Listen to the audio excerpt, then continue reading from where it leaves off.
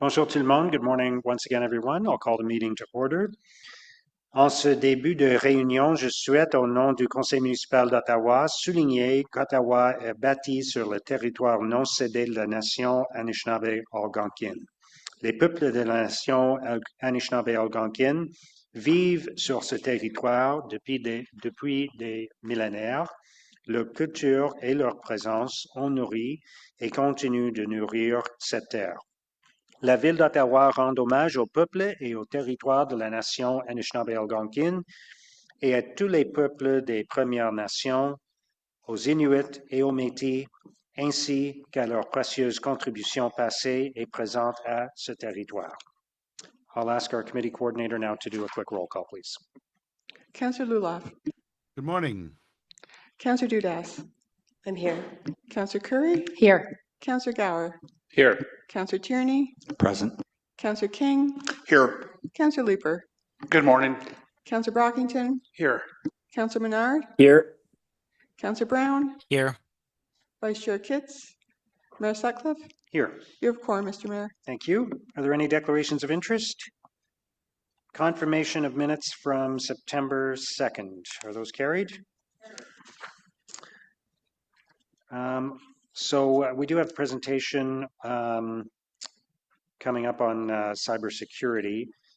We do need a motion to waive that onto the agenda. So if we could deal with that now, if everyone's okay with that. Is that clear? Do you want to actually introduce the motion, Councillor Gower? For what it's worth? Be it resolved that the committee approve that the rules of procedure be waived subject to subsection 83(4)A of the procedure bylaw to receive a staff presentation entitled Cybersecurity Program at the City of Ottawa. Thank you, Councillor Gower. Is that carried? So we'll come back to that presentation. Item 5 from Finance Corporate Services, uncollectible taxes under Section 354 of the Municipal Act. Is that carried? Item 6.1 under Legal Services is the Comprehensive Legal Services Report for January 1st to June 30th. Is that received? Item 7.1 is a brownfield grant application for 100 Argyle. Is that carried? Dissent. Okay, one dissent. Under strategic initiatives, item 8.1, delegation of authority, acquisition and sale of land and property, 1st of January to the 30th of June. Is that received? Okay, is it something we can deal with quickly? Yeah, go ahead, Councillor Brockington. Thank you, Mayor. Just on the matter of the sale of property, I noticed that there was this is just a small matter in the grand scheme of things, but there's a note in the report about us needing to buy property on a school to locate a automated speed enforcement camera. And I'm just wondering, are most placements of these cameras on the city right of way not requiring this type of arrangement? And what is unique about this particular situation?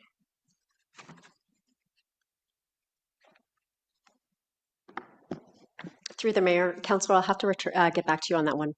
Okay, fair enough. If I could park that, that's great. And I have another one I'll follow up with staff offline, but I want to test the camera one on the record. Thanks, Mayor. Okay, thank you. So again, item 8.1, is that received?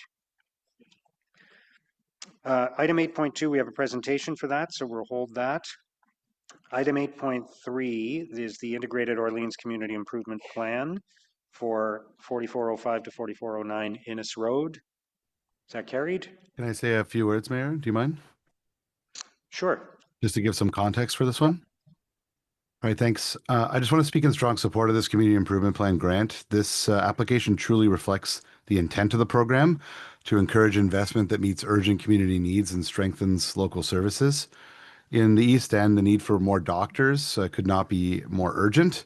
Like many parts of Ottawa, we're facing a serious shortage of family physicians and specialists. But in our community, the problem has been made worse in recent years. When local medical clinics have been forced to close its doors after the pandemics, thousands of residents suddenly found themselves without care. That loss, coupled with the tremendous growth that we've seen in our area, has left many families struggling to find even basic primary care. This is going to be a new medical facility, and it will help turn that around. It will bring new doctors and a variety of specialists under one roof, ensuring residents can access care close to home. It will take pressure off neighboring clinics and hospitals and mean shorter waits and better continuity of care for patients. That's precisely what this CIP is meant to achieve, to help create spaces that fill essential service gaps, support community health, and anchor local growth in the right infrastructure. So approving this grant is not only just a good investment for our local economy, it's an investment in the health and well-being of our residents. And it's a way for our city to say that we value equitable access to care and that we're ready to help make that a reality. I urge the committee to support this application, please. It represents exactly the kind of thoughtful, community-focused development that we should be encouraging across Ottawa. Thanks. Thank you, Councillor Luloff. So again, just to confirm, that's carried. Just have my hand up, Mayor. Oh, I'm sorry, I didn't see that. Okay, Councillor Menard, go ahead. Thanks very much, Mayor, and appreciate the councillor's comments and understand the need for obviously these services. I just have some questions to staff. Was an analysis done by staff on the CIP about whether or not it would develop without the community grant and evidence of that?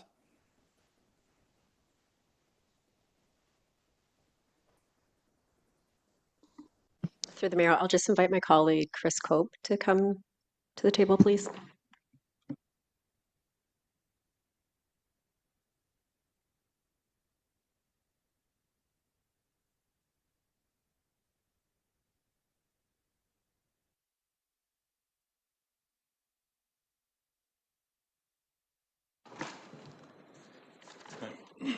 Mr. Chair, an analysis was not done by staff. However, the application itself requires the applicant to declare that they would not have built it otherwise. And there was a fair bit of detail in the application speaking to the advance monies that have already been spent to buy land and purchase things like that. And the fact that this project could not proceed in the vast manner that it will proceed with specialized equipment without additional funding. Thank you for that, Mayor. I think it's important we do that analysis up front if we're going to be giving city taxpayer dollars over. The proposed project on Innes Road includes the demolition of the existing structure and the construction of the new two-story facility. Is the grant going to the property owner or the doctors and pharmacists that'll be on site leasing the space? Mr. Mayor, the grant will go to the property owner, but not until the project is fully complete and reassessed by impact, and the property owner has paid the new taxes in the increased amount in full before we would issue the grant. Okay, thank you, Mayor. I think in the future for CIPs, we need to make sure that we're assessing whether or not these would get built in any event. Obviously, we need more healthcare services in our city, and barrier-free access is included in this. Those systems that are being built here are obviously important, and obviously healthcare services in our city, not a municipal responsibility, but something that we care deeply about. I think in this case, the cause is noble. That's not the issue for me. It's the lack of any analysis for other CIPs that don't include whether or not they would get built anyway. And I continue to be concerned about that. I just want to register that, Mayor. Thank you. Okay, thank you, Councillor Menard. Is everybody good now? Okay, is that carried? Thank you. Okay, item 8.4 is the Nepean Sailing Club lease renewal. So there is a technical amendment. I'm just making sure nobody wants to hold it. Okay. Councillor Kavanagh, do you want us to hold that item?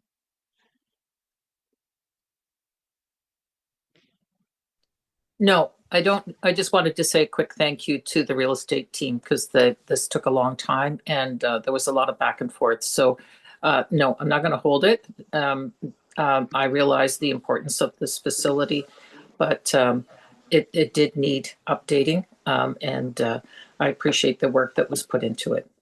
That's it. Okay, thank you, Councillor Kavanagh. Councillor Gower, if you'd read the technical amendment, please. Yep, thank you.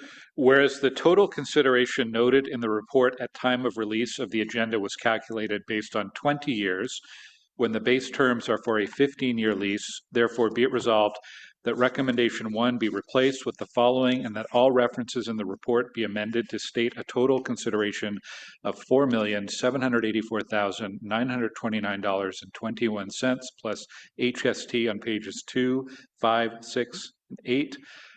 Approve the base terms of a 15-year revenue lease agreement with the Nepean Sailing Club for their continued use of certain lands located at 3259 Carling Avenue, as shown on the attached document 1, for a total consideration of $4,784,929.21 plus HST, commencing on November 1st, 2025 and ending October 31st, 2040. Thank you, Councillor Gower. Is that technical amendment carried? And then the item itself, is that carried? Thank you. Item 8.5, we have delegations, so we'll hold that and come back to it. So let's return to item 4 on the agenda.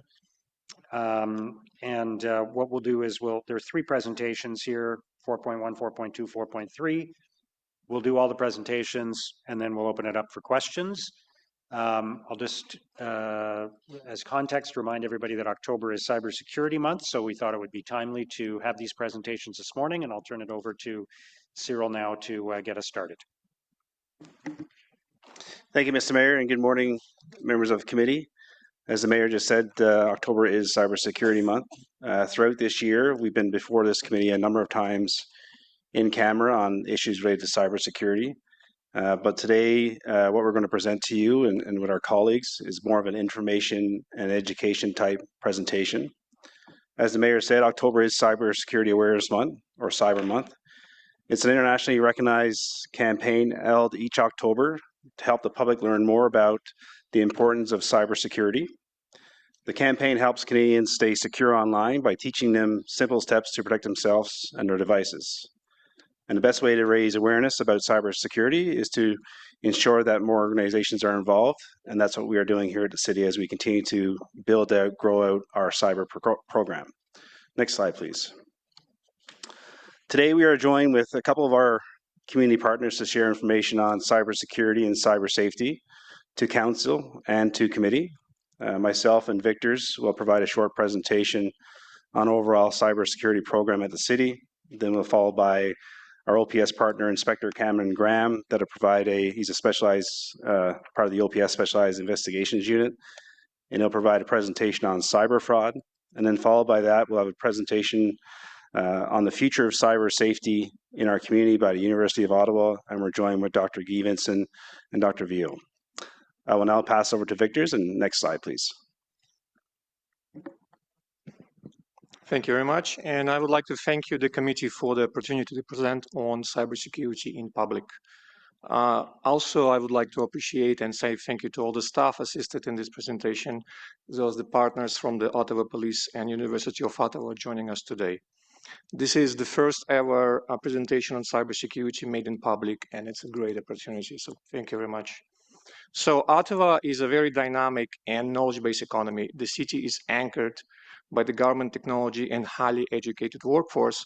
And while the city continues to grow and expand its digital capabilities and services, it's very important to keep public engaged and educated on the topic of cybersecurity. And the cybersecurity challenge is a challenge of velocity of external environment is evolving and changing way faster than anyone can adapt. As such, it's important to focus on efficient delivery and ability to adapt and pivot. And I would encourage this group to promote continuous transparent dialogue with the public and partners on cybersecurity. And next slide, please. The CISA office is a newly established service under the Financial and Corporate Services Division, and it consists of 4 functional areas.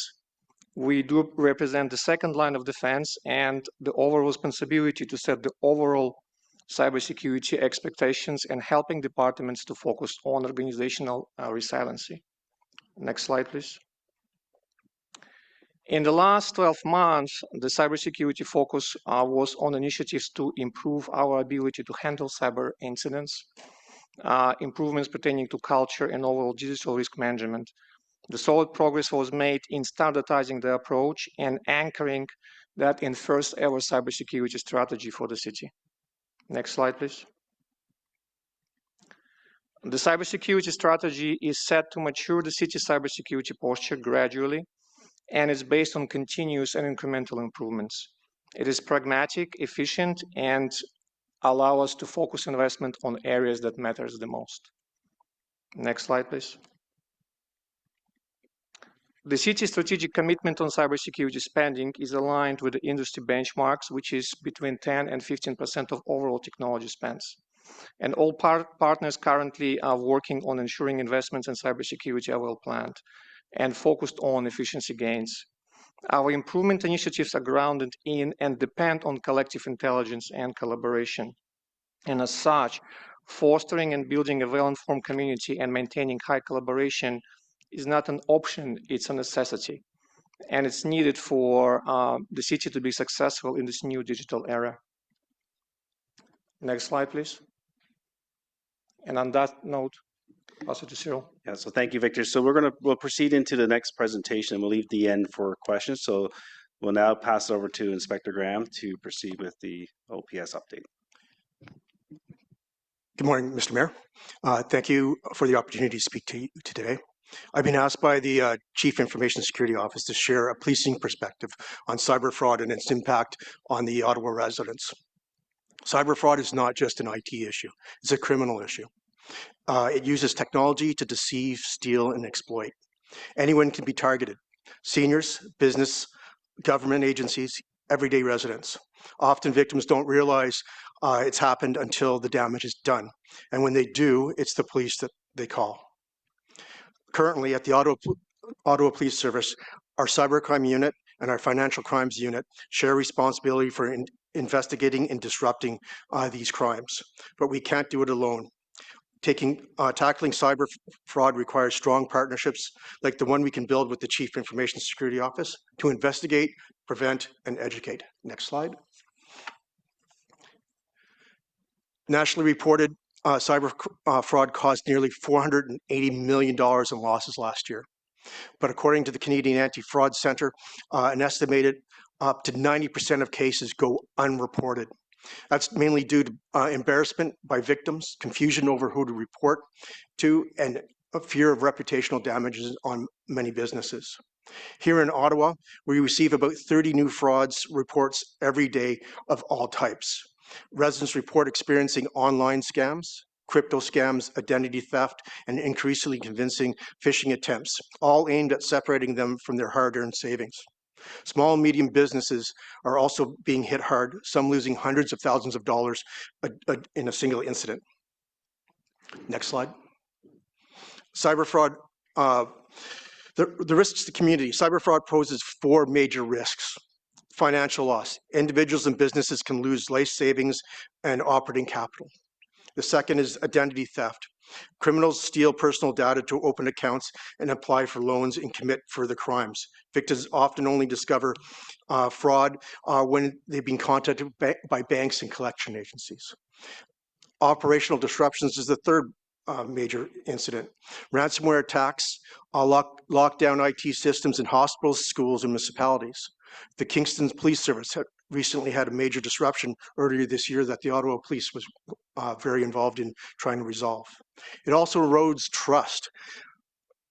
Victims, when they lose confidence in our digital system, it undermines our ability to deliver those systems and build resilient communities. Next slide.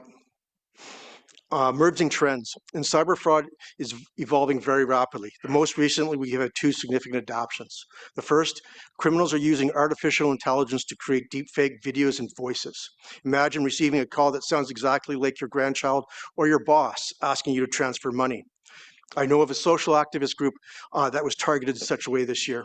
They nearly lost hundreds of thousands of dollars. We're also seeing fraud as a service.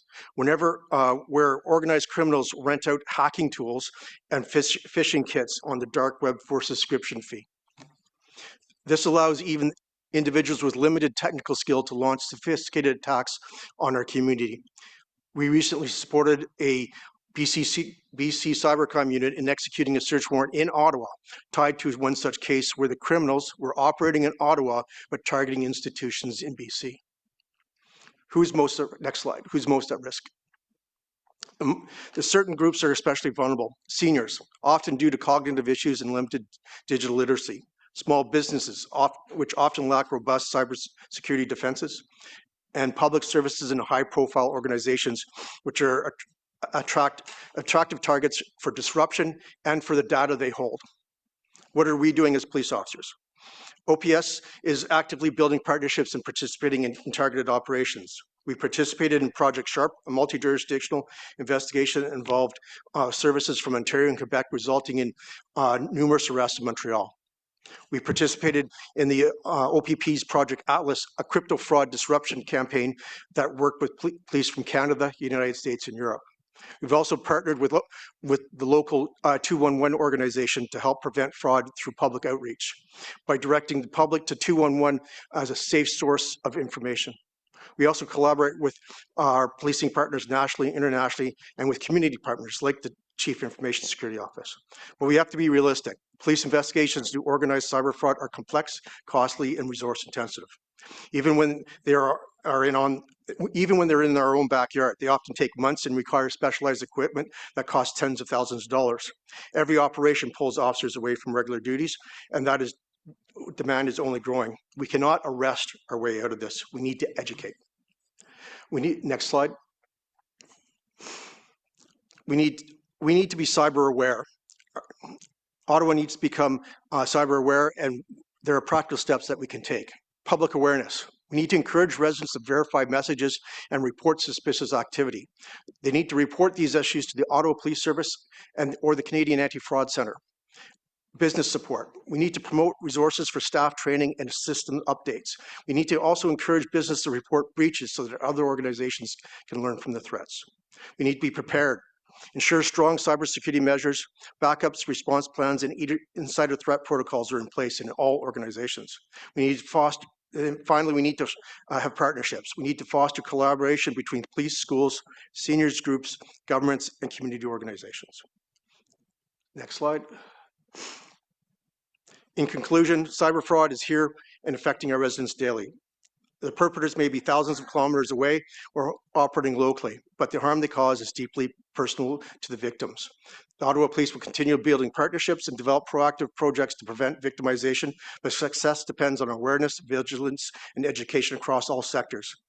By working together with the City of Ottawa, businesses and residents, we can help make Ottawa more cyber secure.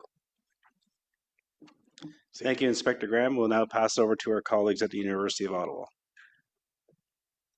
Good morning. Good morning, Mr. Mayor and members of the Council. We live in unprecedented times. My name is Vio Onuț. I am from University of Ottawa IBM Cyber Range co-director, and with me I have Dr. Guy Vincent Jourdan from the University of Ottawa IBM, the other co-director. Next slide, please. We live in unprecedented times where the impact on our businesses is exacerbated by the use of AI and technologies that don't require hackers to have deep technical knowledge, but the use of tools that allows them to be very effective. We all are members of either companies, or we go to school, or we are affected by the cyber. And for companies in Canada, the average cost of a data breach is $6.89 million. That's a 10% increase from last year. We find that the companies that are using AI or are embracing AI, they save on the breach, but nevertheless, there is an unprecedented use of the AI in order to both prevent as well as use it as a means to hack our citizens. You have there some numbers that are based on different pillars, so finance and so on and so forth. You can read the numbers, but basically this impacts everyone at a bigger scale. Next slide, please. In Ottawa, IBM and the University of Ottawa partnered together to build what we call a cyber hub, where we can create training, cybersecurity training, cybersecurity services. We can conduct research and development projects, as well as we can be a hub to foster collaboration across industry and academia and public sector. This is an important aspect because we bring both industry leadership and academic excellence into the picture. And the materialization of that is a cyber range that we jointly built at the University of Ottawa campus. Next slide, please. The concept of a cyber range or a range is not a new concept. It has been used in military for a number of years. 10 years ago, IBM noticed that there is among our customers, there are common mistakes that are happening when we represent them as part of the incident response. And we wanted to build training that will address companies, because the cybersecurity is not just an IT problem, it's a problem that is spanning across the different branches of an institution or of a company, finance, HR, everyone is part of that, communications, and so on and so forth. It's very important in the case of a security breach as an individual to know what to do, where to report the fraud that you just experienced, but also as an employee to speak up and basically allow your company to react to the attack. So we build these type of exercises, and we have 4 cyber ranges around the world. One of them is in Ottawa. And the only one that we have that is in collaboration with a third party, which is University of Ottawa. The unique experience that we have there in partnership, you'll be immersed in realistic videos, videos about the hackers or the press coming with different questions and understanding what's happening in the case of cybersecurity attack. Next slide, please. I'm going to hand it over to Professor Gibbons-Arge now. Merci, Vio. Yes, so we have built this cyber range at the university. The uniqueness of the cyber range that we have is it's not solely focused on the technical side of cybercrime and cybersecurity in general. It's really trying to address everything. So one of the elements that we have in this facility is the broadcast room. So we are going to integrate as part of a response to an incident the communication aspects, and we will conduct live interviews and this kind of aspect to any cyber simulation that we run. Next slide, please. We also have an observation room. So in the cyber range itself, we can sit about 30 people. We can sit another 30 people in the observation room. They can sit there and watch and hear what is happening in the cyber range. So this is also something that's unique to this cyber range. You will not find something like that in any of the other cyber ranges across the country or even across the world. So again, this idea of being immersive and this idea of being observable. The next slide, please. So the cyber range itself is going to be a room full of technologies. You'll have 30 computers, you'll have a wide screen, you have surround sound, you have lights, you have all of that. And we're going to use that and leverage this to create a very immersive experience for people to really experience a cyber crisis and see if they are able to respond in the way they should, as opposed to a plain tabletop exercise where you try to see if you know what you're supposed to do. Here you are trying to actually do it. Next slide, please. So we have opened 2 years ago. In the past 2 years, we have created a series of experiences that we run regularly to our students to people who are outside the universities and even to kids. So we have a simulation for the youth. And we have had hundreds of kids going through the cyber range doing this kind of simulation. But we have red team, blue team. We have all kinds of simulation that we offer in the cyber range. Next slide, please. Another aspect of the Cyber Hub and the Cyber Range is we have developed a series of services that we can offer to the community. So what you see here is a particular service that was developed and supported by the Ontario Centre for Innovation. We have a catalog of 11 cybersecurity services that is offered to small and medium-sized enterprises, and the cost of doing this service is covered by the grants that OCI has given to us. So next slide, please. And so now we have the cyber range here. So you are all welcome to come and attend. You can go through a simulation. You can come for a visit. We have open spot sessions from time to time. And beyond that, of course, we are a university, so we offer a range of trainings. We have a micro program in cybersecurity if you just want to take a few credits focused on cybersecurity. If you are we also have a micro program in artificial intelligence, which is really important in the context of cybersecurity. So we have a micro program for that. We also have the normal, undergrad and grad studies in cyber. We have a professional development institute. So if you don't want to go back to school per se, you can also get training in cybersecurity through PDI. If you are more on the executive level, we have the Telfair School of Management that offers also programs that are specific to cybersecurity. And we have a strong presence in Canada with our Canada North campus. And so you are welcome also to visit us out there. Thank you. And Mr. Mayor, so that concludes our presentation. And first off, I would like to say thank you to all of our partners, OPS and the University of Ottawa. As you can see, cyber is not a technology issue. It's much more than that. It knows no war geographical boundaries.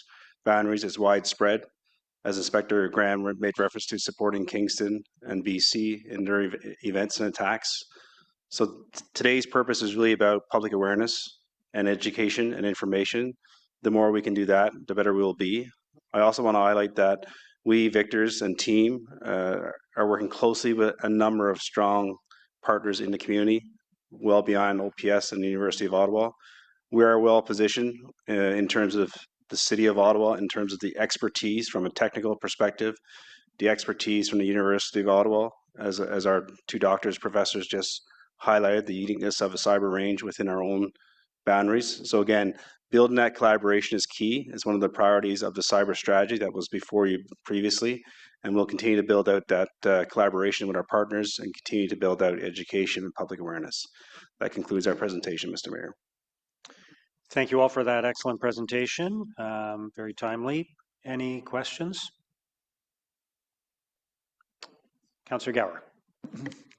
Thanks, Mayor. Thanks for the presentation. One of the speakers mentioned one of the issues is confusion over where to report incidents. Can you clarify when residents should report and who they can make a report to? It's a question we get a lot as councillors, actually.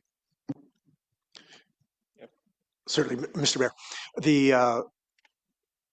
Anybody who suffers either a ransomware attack or a cyber fraud or any type of fraud can report to the Ottawa Police Service. As I said, we do get 30 files in every single day. We don't necessarily have the capability to investigate each and every one, but that information does go into our database. And we certainly encourage people to report the Canadian Anti-Fraud Centre. The Canadian Anti-Fraud Centre is the national level organization that gathers all the information, and they truly are the ones who are able to identify the trends and push that information out to the public and also to the various police forces and security agencies in order for them to better understand. So above all, if you don't want to report to the police, at least report to the Canadian Anti-Fraud Centre. Is it a report, though, once a breach has happened or once there's actually been money transferred? Or like, what's the threshold where people should be reporting a phishing attempt, for example? To the Canadian, Mr. Mayor, according to the Canadian Anti-Fraud Center, they're looking for any attempts as well. The Canadian Anti-Fraud Center wants to understand how either organized crime or state-sponsored actors are trying to infiltrate our systems and to infiltrate our banking systems. So anything that is an attempt, the Canadian Anti-Fraud Center definitely wants to know. Okay, thanks. Thanks, Mayor. Thank you, Councillor Gower. Councillor Leeper. Thank you, Mayor. Thank you very much for the presentation. Cyber fraud is a significant concern, particularly to seniors in our city. What are the resources to which they should be looking, and maybe their kids be looking to help educate people about cyber fraud? Are there some credible and good and easy to understand resources that would help people prepare themselves? Mr. Mayor, the Canadian Anti-Fraud Center is probably your best resource, especially for seniors. They do put out a package every year that describes the current trends in fraud techniques and what you can do to prevent them. I also recommend, and anytime I do any presentations or my staff do presentations to the community, we recommend people, if they're in a position where they're unsure about what they're doing, is we recommend that they call 211. 211 is, as you well know, there's a service that will connect people to the proper source. So if someone's calling you from your bank saying you need to withdraw $100,000 because of some security breach, instead of calling back the number that the scammer gives you, call back 211 and they'll connect you with the actual proper banking information. So those are the two resources that I recommend all the time. Fantastic. Thank you very much. Thanks, Mayor. Thank you, Councillor Leeper. Councillor Brockington. Thank you, Mayor. I wanted to thank everyone for the presentations today. Very important to have this out in the public. And I don't have a question per se, but Inspector Graham has been a frequent visitor to sessions I've held in River Ward, and he's brought public awareness, education, destigmatize people who have been victims, that it's okay to report it and get it out there. But I just wanted to thank the inspector for his great work in the fraud section. Thank you, sir. Thank you, Councillor Brockington. Thank you again for the presentation and for all the work in this area. Is that item received? Okay, let's move ahead to item 8.2, which is the Centertown Business Improvement Area Boundary Adjustment. And we do have a presentation on this, so whenever you're ready with that.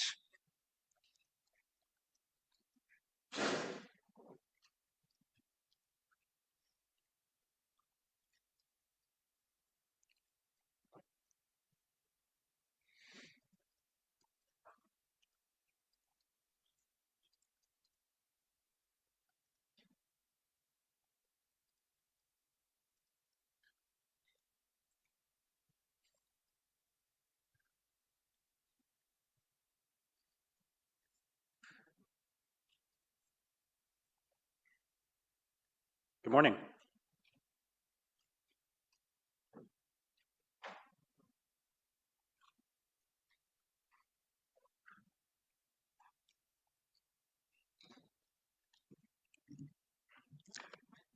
Good morning, city officials, councillors, and Mayor Sutcliffe.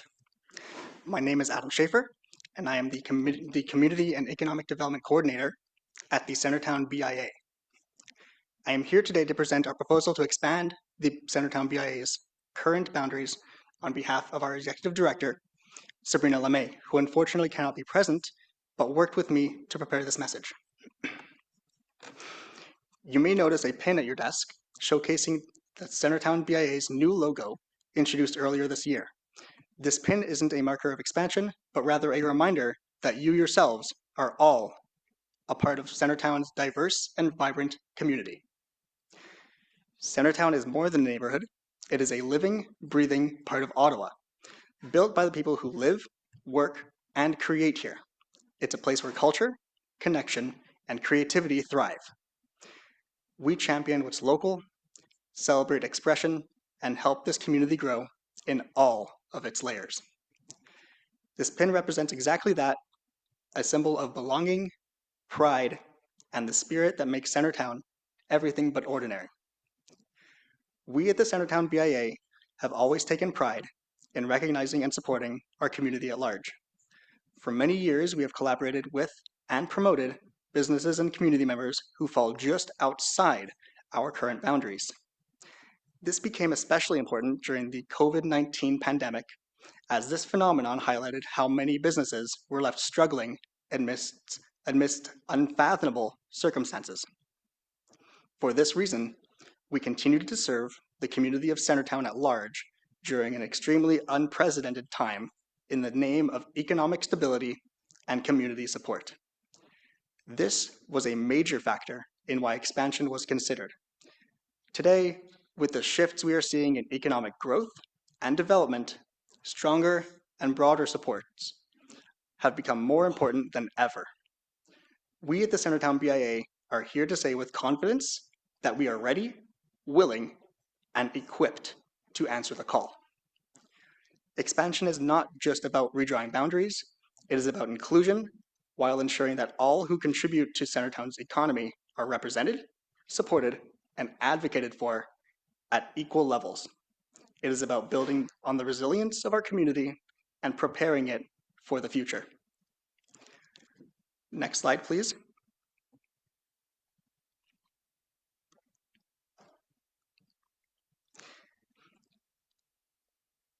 In a moment, we'll present a short visual overlay of our current boundaries against what we are proposing to expand towards. Next slide, please. So our current boundary is highlighted in yellow, whereas the proposed expansion area is highlighted in blue. As you see, our proposal extends eastward up to Elgin Street, although it does not include the properties on Elgin. To the west, the boundaries extend to Bronson Avenue, again, without including the properties on Bronson itself. Next slide, please.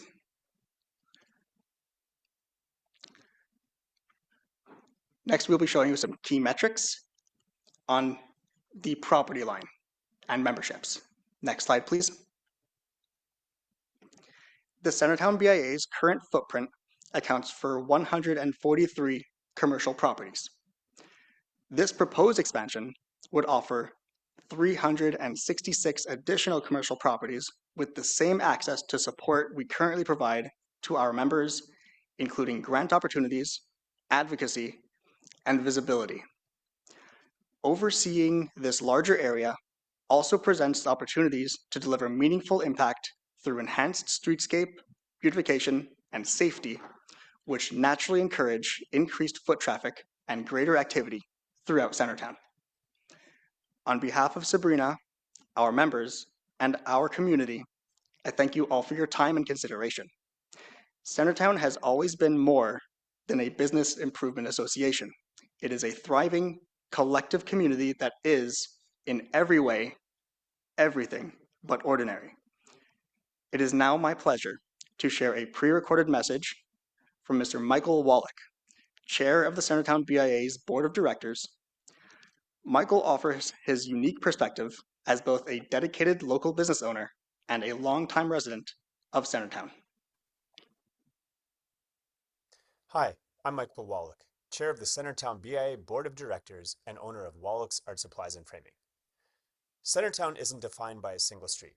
It's defined by its connections, the small cafes tucked around the corner, the creative studios above the shops, the neighbors who make this place their home. Every person and business and space adds to the rhythm of the neighborhood. When one block struggles, we all feel it, and when it thrives, we all rise together.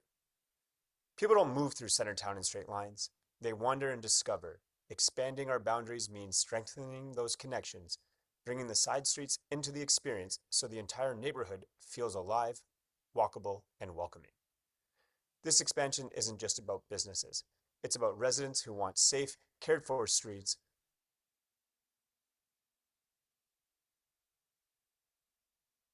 property owners who want their investments protected, and visitors who want to feel a sense of place when they come downtown. A thriving Centertown helps anchor a thriving city. The businesses just beyond our current boundaries already shape what Centertown is. They bring energy, culture, and life to our community. They deserve to be part of the same network of support and advocacy that has helped the heart of Bank Street grow stronger. My vision is for a Centertown where no street feels forgotten and every street feels like a part of the heart of Ottawa. Expansion is how we get there. Connected, inclusive, and everything but ordinary. Thank you.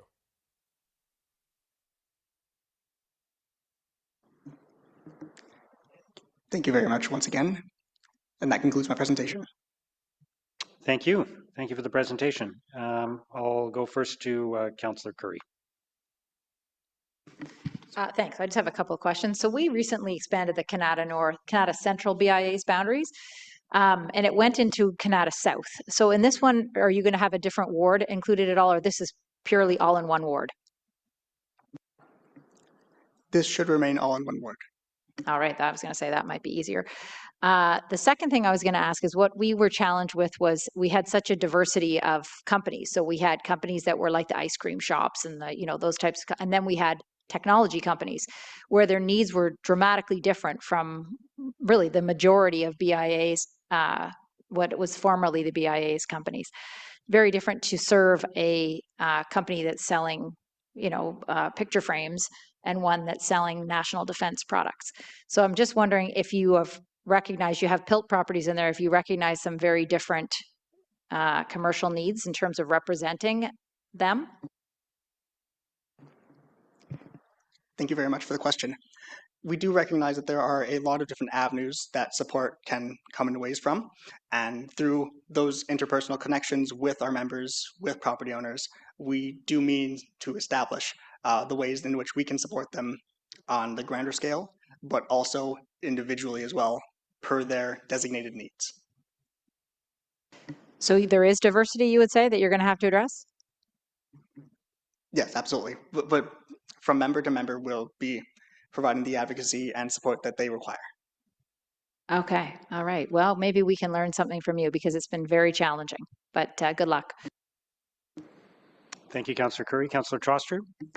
Hi, Adam. Thank you so much for being here. And I know that both Sabrina and Michael wanted to be here, so I'm really glad to see Michael's video. For those who don't know Michael Wallach, he is the third generation owner of his art store, a business that his grandfather started. And he also lives in the neighborhood, so he's a fantastic ambassador for the neighborhood. I'm wondering if ever since I've been elected, I'm not going to lie, Bank Street is definitely the part of the neighborhood that I've been the most worried about. But I have seen some positive signs, including some new businesses opening up in the past little while. I'm wondering if you could speak to some of the investments that the BIA has made, some of the work you're doing in terms of cleanliness and security, and whether you think that's having an impact on the commercial viability of the street. Absolutely, Councillor. Thank you very much for the question.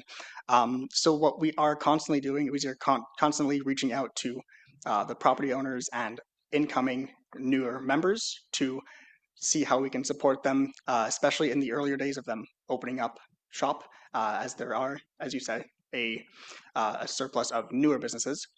So what we've done on that front is actually reached out to them, boosted visibility through our social media pages such as Instagram, which is a large element of support in which can navigate new business to their doors. In terms of the cleanliness and the state of the street, we are keeping a very open line of communication with those business owners, management to each property and whatnot.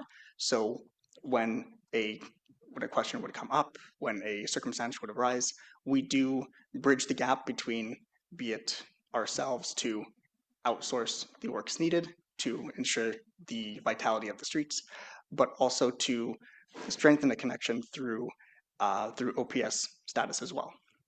So you're using some of the BIA funding is going into additional services for those businesses above and beyond what the city does, including street cleaning. Through our street cleaners, we do actually allocate some funding aside for specific services, especially for those who are victim to higher levels of tagging, of graffiti. So we'll have those rectified within a turnaround time of, I would say, 24 to 48 hours. That's great. And I know you were at the event with me and with Mayor Sutcliffe last week as we were celebrating the success of our Street Seats program, which is part of our Centertown Action Plan. And for those who have not visited those side streets off of Bank, we have these wonderful, brightly colored pop-up spaces that have hosted, there were 166 events over the course of 3 months or something like that, really incredible. I'm just wondering if you could speak to the impact of those city investments on Centertown and on Centertown businesses. We've certainly seen an uptick on activity in regards to positive interactions with our members, and we've certainly seen a boost in foot traffic as well through our own means of analytics. That's great. Well, congratulations on this work. I would urge my colleagues to support this expansion. I think the benefits are tremendous for businesses who will now be part of the BIA. And I look forward to seeing the Centertown BIA be able to expand its programming in the neighborhood. Thank you. Thank you, Councillor Troster. Councillor Brockington. Thank you, Mayor. Thank you for being here today. It's appreciated. Can you just talk about whether there's a mandatory requirement for outreach and consultation with the businesses that could be added to the BIA's geographic area? It's not clear to me in the report what mandatory work was undertaken in advance of this recommendation before us today.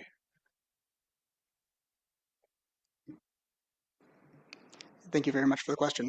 So we did seek out consultation to determine the scope of added businesses and added properties. Beyond that, it would, to my knowledge, result in a mail out to property owners to then determine the next steps in the expansion process. So the proposed geographic area was determined by your board of directors, is that correct?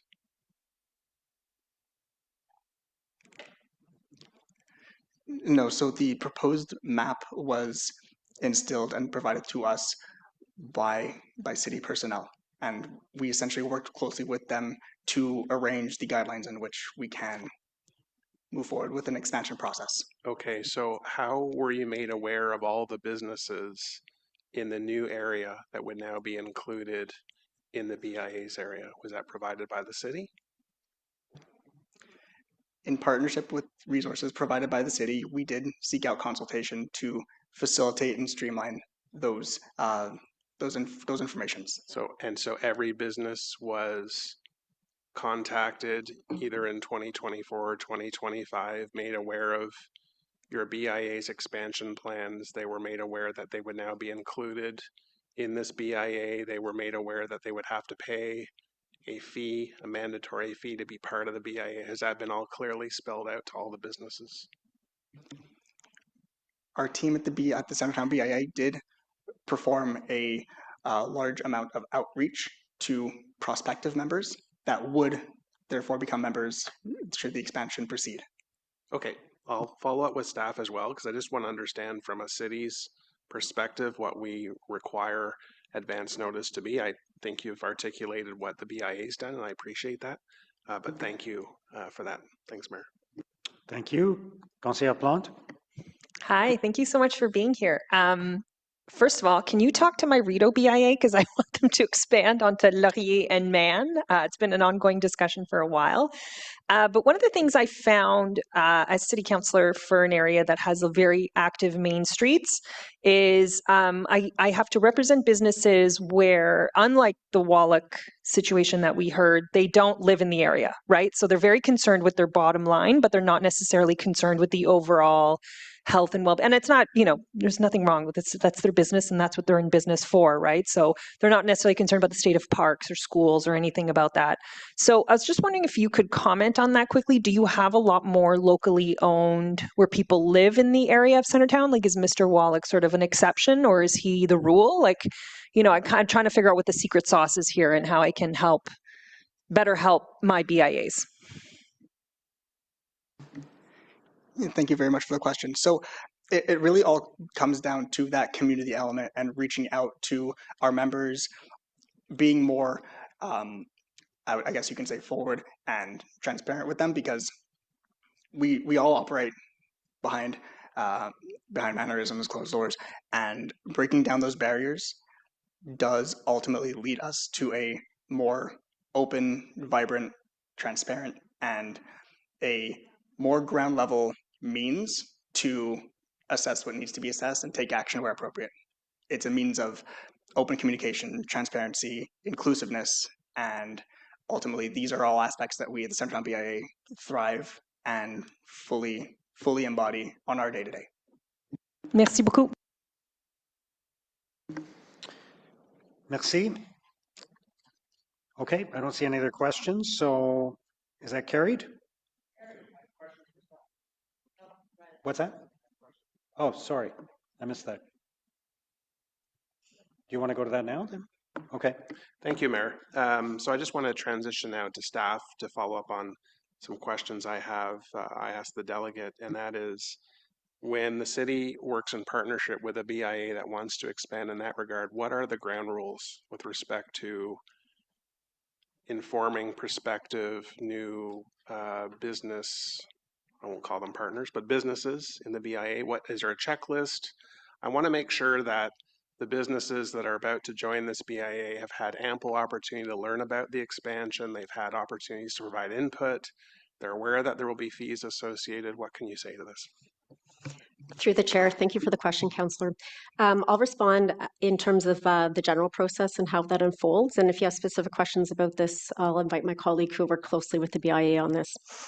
So typically when a BIA is looking at expansion, there's often been outreach to the BIA. So what I understand in this case is that through the COVID pandemic, there's quite a bit of outreach to the BIA leadership executive looking for some support. So that kind of gave the idea that there was additional need. Typically, in terms of the process, there would be knocking on doors and speaking to the business and property owners to get a sense of interest in pursuing the expansion. There often are meetings that will take place in which the business owners are invited to attend, and the ward councillor typically would be in attendance at those meetings as well. In terms of next steps going forward, so if council were to approve this expansion, the city clerk would send a letter of notice of intention to expand the boundaries to all the property owners. The property owners would then have 30 days to provide that notice to their tenants. And then everyone has 60 days to submit an objection if they do not agree with the expansion. The letter of notice outlines the impacts and the costs. It provides the details related to the expansion. So they have 60 days. At that point, if 1/3 of tenants and property owners have indicated that they object, and that 1/3 also represents 1/3 of the tax revenue, then the expansion is deemed to have been not approved to proceed by the impacted businesses. Okay, I appreciate that explanation. It's sort of stacked against those who may not want to engage or participate because we make a decision now and then the onus is on them to indicate that they don't want to be involved. I'm looking for a very fulsome consultation process, and I'm not suggesting that didn't happen because I'm just not aware of the details in advance. The fees are based on square footage or property tax paid? So I believe the fees are based on property tax. I'll let Mike correct me here. Sure. Through you, Chair. So the levy is calculated based on the property class of that property. So by way of example, residential properties would not be subject to a BIA levy. There's approximately 27 property classes that would be subject to a BIA levy. Okay, I appreciate the information. Would staff just note, once the 60-day period has ended and you've heard back, can I just get an update on what you heard back?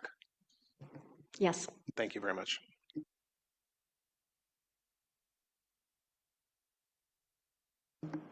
Okay, any other questions? All right, is that carried? All right, let's move to item 8.5, the primary care provider recruitment and retention strategy.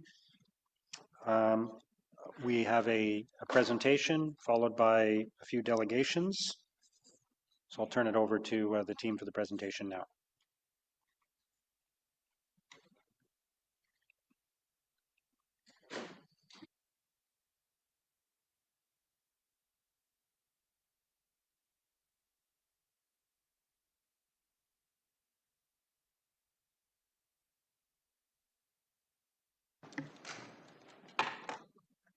Good morning, Mayor and members of the committee. My name is Will McDonald. I'm the Director of the Strategic Projects Office, and with me is Robin Donner, Program Manager of the Strategic Initiatives Projects, who will be presenting with me. The Primary Care Provider Recruitment and Retention Strategy Report responds to Council's April 2025 direction to explore options for physician recruitment strategy for the City of Ottawa. The report provides an overview of the root causes of the primary care crisis, what is being done by Ontario Health to mitigate the situation, and discusses Ottawa's specific challenges and what makes it unique. The strategy was led by the Strategic Projects Office, given our mandate to coordinate cross-departmental efforts on complex, interrelated, new, and emerging priorities. The strategy requires a whole-of-city approach involving multiple city departments, including Ottawa Public Health, as well as collaboration with other levels of government and the broader stakeholder community. In developing the strategy, staff met with over 25 subject matter experts, including primary care providers, medical school administrators, and Ontario health policy experts. De plus, Santé publique Ottawa a entrepris une analyse des approches utilisées par les autres municipalités. Next slide, please. The issue as to why there is a primary care shortage is multifaceted, and it's exacerbated by population growth, increasing complexity of patient care and administrative burden, a retirement wave of existing family doctors worsened by the COVID-19 pandemic, restrictive or inadequate funding models, shifts away from comprehensive medicine to focused care such as sports medicine, pain specialists, or hospitalists, and generational changes in workload and patient volumes. Through Ontario's Primary Care Action Plan, the province is investing $2.1 billion into healthcare, with the goal of attaching every resident with a primary care provider by 2029. These changes will have a positive impact on the number of primary care providers entering the system and presents a significant opportunity to advance Ottawa's primary care needs. The actions outlined in this report will position the city to take full advantage of the provincial initiatives. Next slide, please. Estimates within the local primary care sector suggest Ottawa's needs for new primary care providers is significant. There are also existing provincial policies that disadvantage Ottawa by barring international medical graduates from practicing here for 5 years and by limiting physician partnerships beyond 5 kilometers, which is a significant issue for Ottawa's rural communities particularly. Smaller, remote, and rural communities have been using direct financial or other incentives to attract physicians. However, these programs are not without controversy, as they tend to pit municipalities against each other, and municipalities offering the most money usually win. This practice may also run contrary to the Municipal Act, which prevents municipalities from offering benefits like this to select for-profit providers. Ottawa also does not have the same recruitment challenges as smaller or more remote communities. Primary care providers want to and do live here. Our challenge is to make it easier for them to stay in comprehensive family medicine and to remain in Ottawa to do it. Next slide, please. Le rapport recommande un plan d'action en 10 points visant à renforcer les positions d'Ottawa pour attirer et retenir les fournisseurs de soins primaires. The action plan targets areas under the city's control and leverages partnerships, like with the Ontario health teams where responsibilities intersect.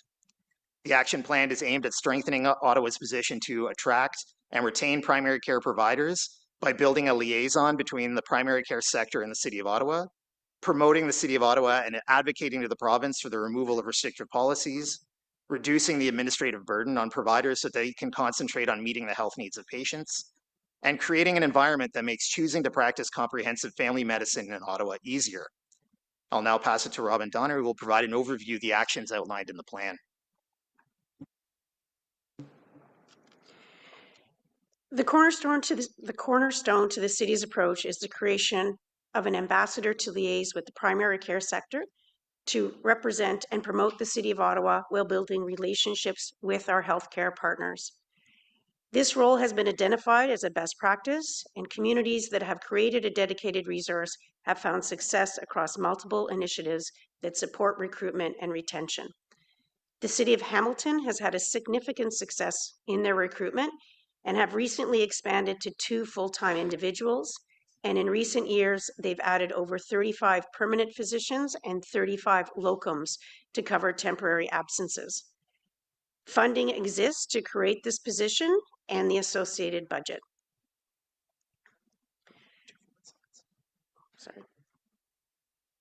Sorry. Forward the slide. Sorry, next. I thought you said next. Okay.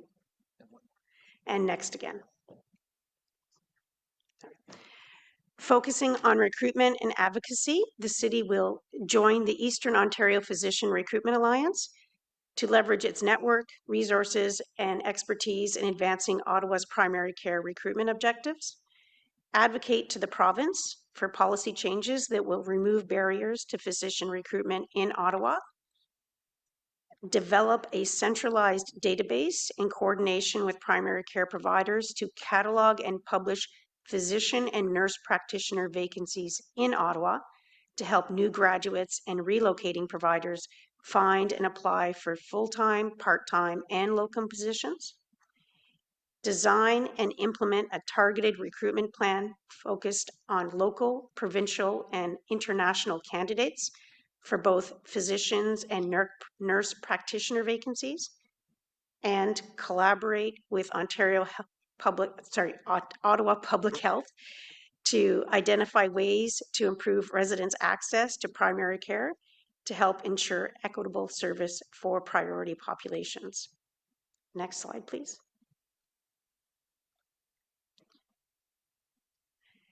Focusing on creating capacity within the primary care sector, the city will contribute to the development of nonprofit medical clinics by exploring opportunities to contribute land or space for the creation of new or expanded nonprofit medical centers.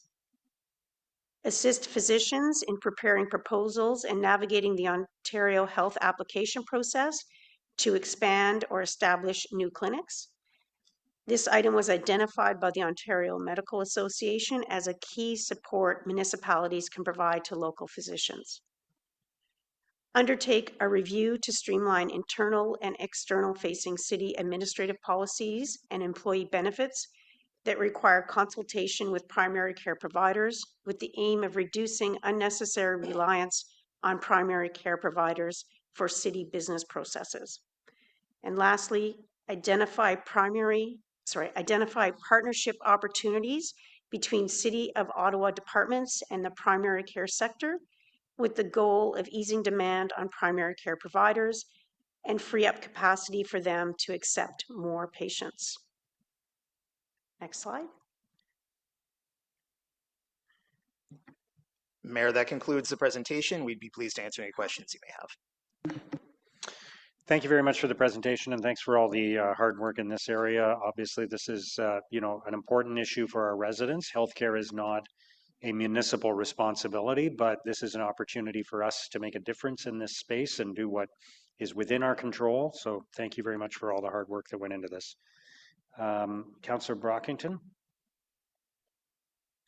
Thank you, Mayor. I will be supporting the... Oh, sorry, Councillor Brockington. Perhaps we'll go to the delegations first. Sorry, my fault. So we do have a number of delegations which we'll go to, and then we'll open it up for questions. First is Dr. Hogg from the Faculty of Medicine at the University of Ottawa.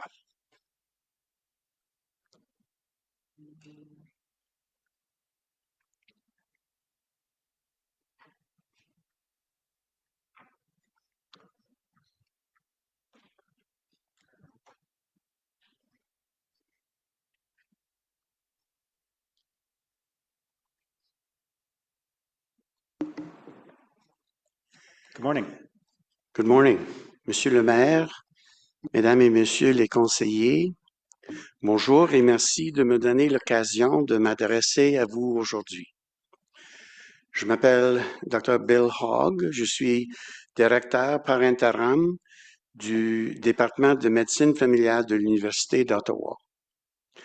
Je suis heureux d'être ici aujourd'hui pour appuyer la nouvelle stratégie de recrutement et de maintien en poste des fournisseurs de soins primaires de la ville d'Ottawa. The Department of Family Medicine is the largest clinical department in the Faculty of Medicine at the University of Ottawa and is responsible for training family physicians. Family medicine is a medical specialty that requires successful completion of a 2-year residency program after medical school. The University of Ottawa's program currently has 170 family medicine residents training in teaching clinics across the Ottawa region. During their program, family medicine residents provide care to tens of thousands of patients in Ottawa under the supervision of experienced family medicine teachers. We are in the midst of an expansion that will bring us close to training 200 family physician residents to provide comprehensive, person-centered medical and preventive services to people of all ages and life stages within the context of their family and community. They will play a foundational role in the healthcare workforce for our region. There is robust evidence that access to primary care improves health outcomes, reduces hospitalizations and costs, and improves equity. As you are all aware, the City of Ottawa, like many parts of the province and country, is facing a severe shortage of primary care providers.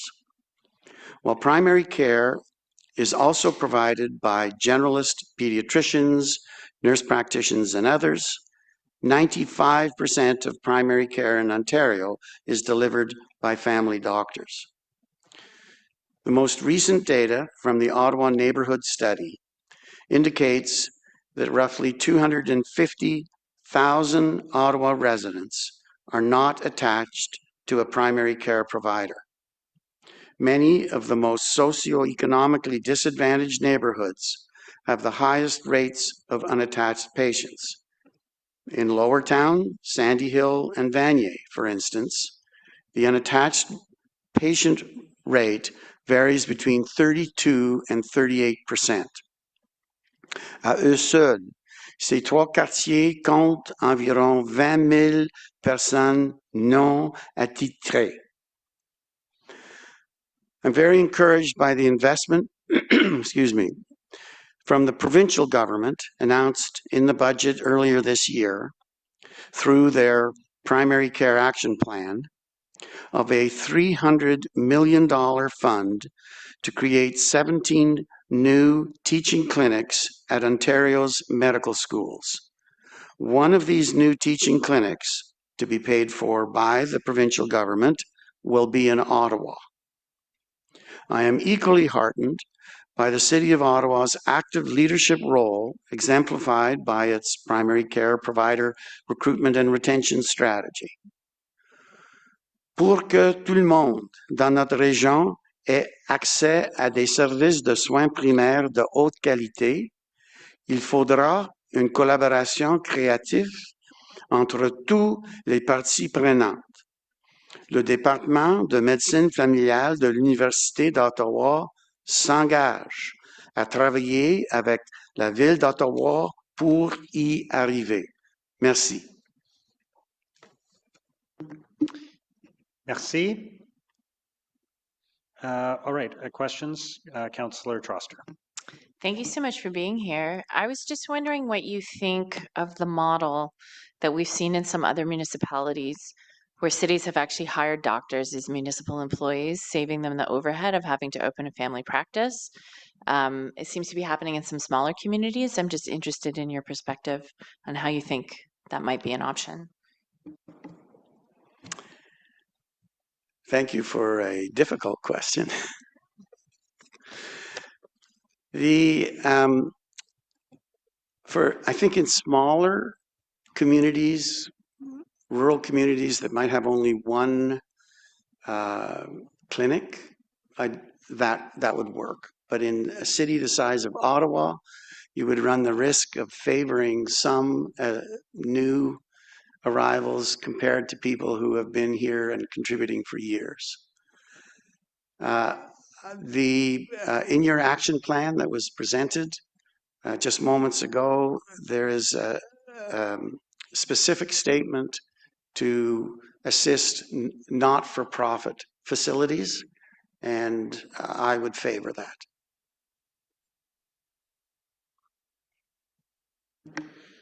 Thank you, Councillor Troster. Councillor Plante. Oui, merci beaucoup pour votre intervention. On s'est parlé déjà à ce sujet. On s'est parlé déjà. Est-ce qu'il y a un feedback? Attends. OK. On s'est parlé déjà à ce sujet et je vous remercie, by the way, d'être venu à Vanier pour voir un peu les défis dans ce quartier-là. Vous avez mentionné le nombre de gens qui ne sont pas rattachés à des soins primaires dans mon quartier. Évidemment, ça m'inquiète beaucoup et ça m'inquiète surtout parce que ce n'est pas des gens qui sont vraiment plugués avec des services. Ce n'est pas des gens qui vont faire des suivis quand ils sont sur des listes d'attente. Ce n'est pas des gens qui vont écrire ou déléguer. C'est des gens qui ont beaucoup de responsabilités puis ont beaucoup de mal à rejoindre les deux bouts à la fin du mois. One of the things I noticed this weekend, I was actually in Gatineau for Thanksgiving, is they seem to have a lot of private clinics that have popped up in Quebec. I just noticed two, I hadn't noticed them before driving there. I was wondering what you thought of the proliferation of private clinics. Is this happening as well here in Ontario? And then I have a second question for you afterwards, but I'll let you answer that first. Merci.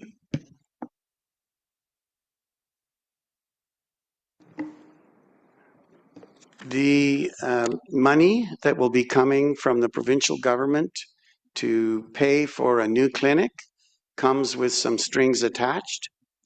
At least that's still evolving, but it is clear that they want the clinic to be situated in a quartier which has a high unattached patient prevalence. They also want the clinic to be situated in a place where people are otherwise economically or socially disadvantaged.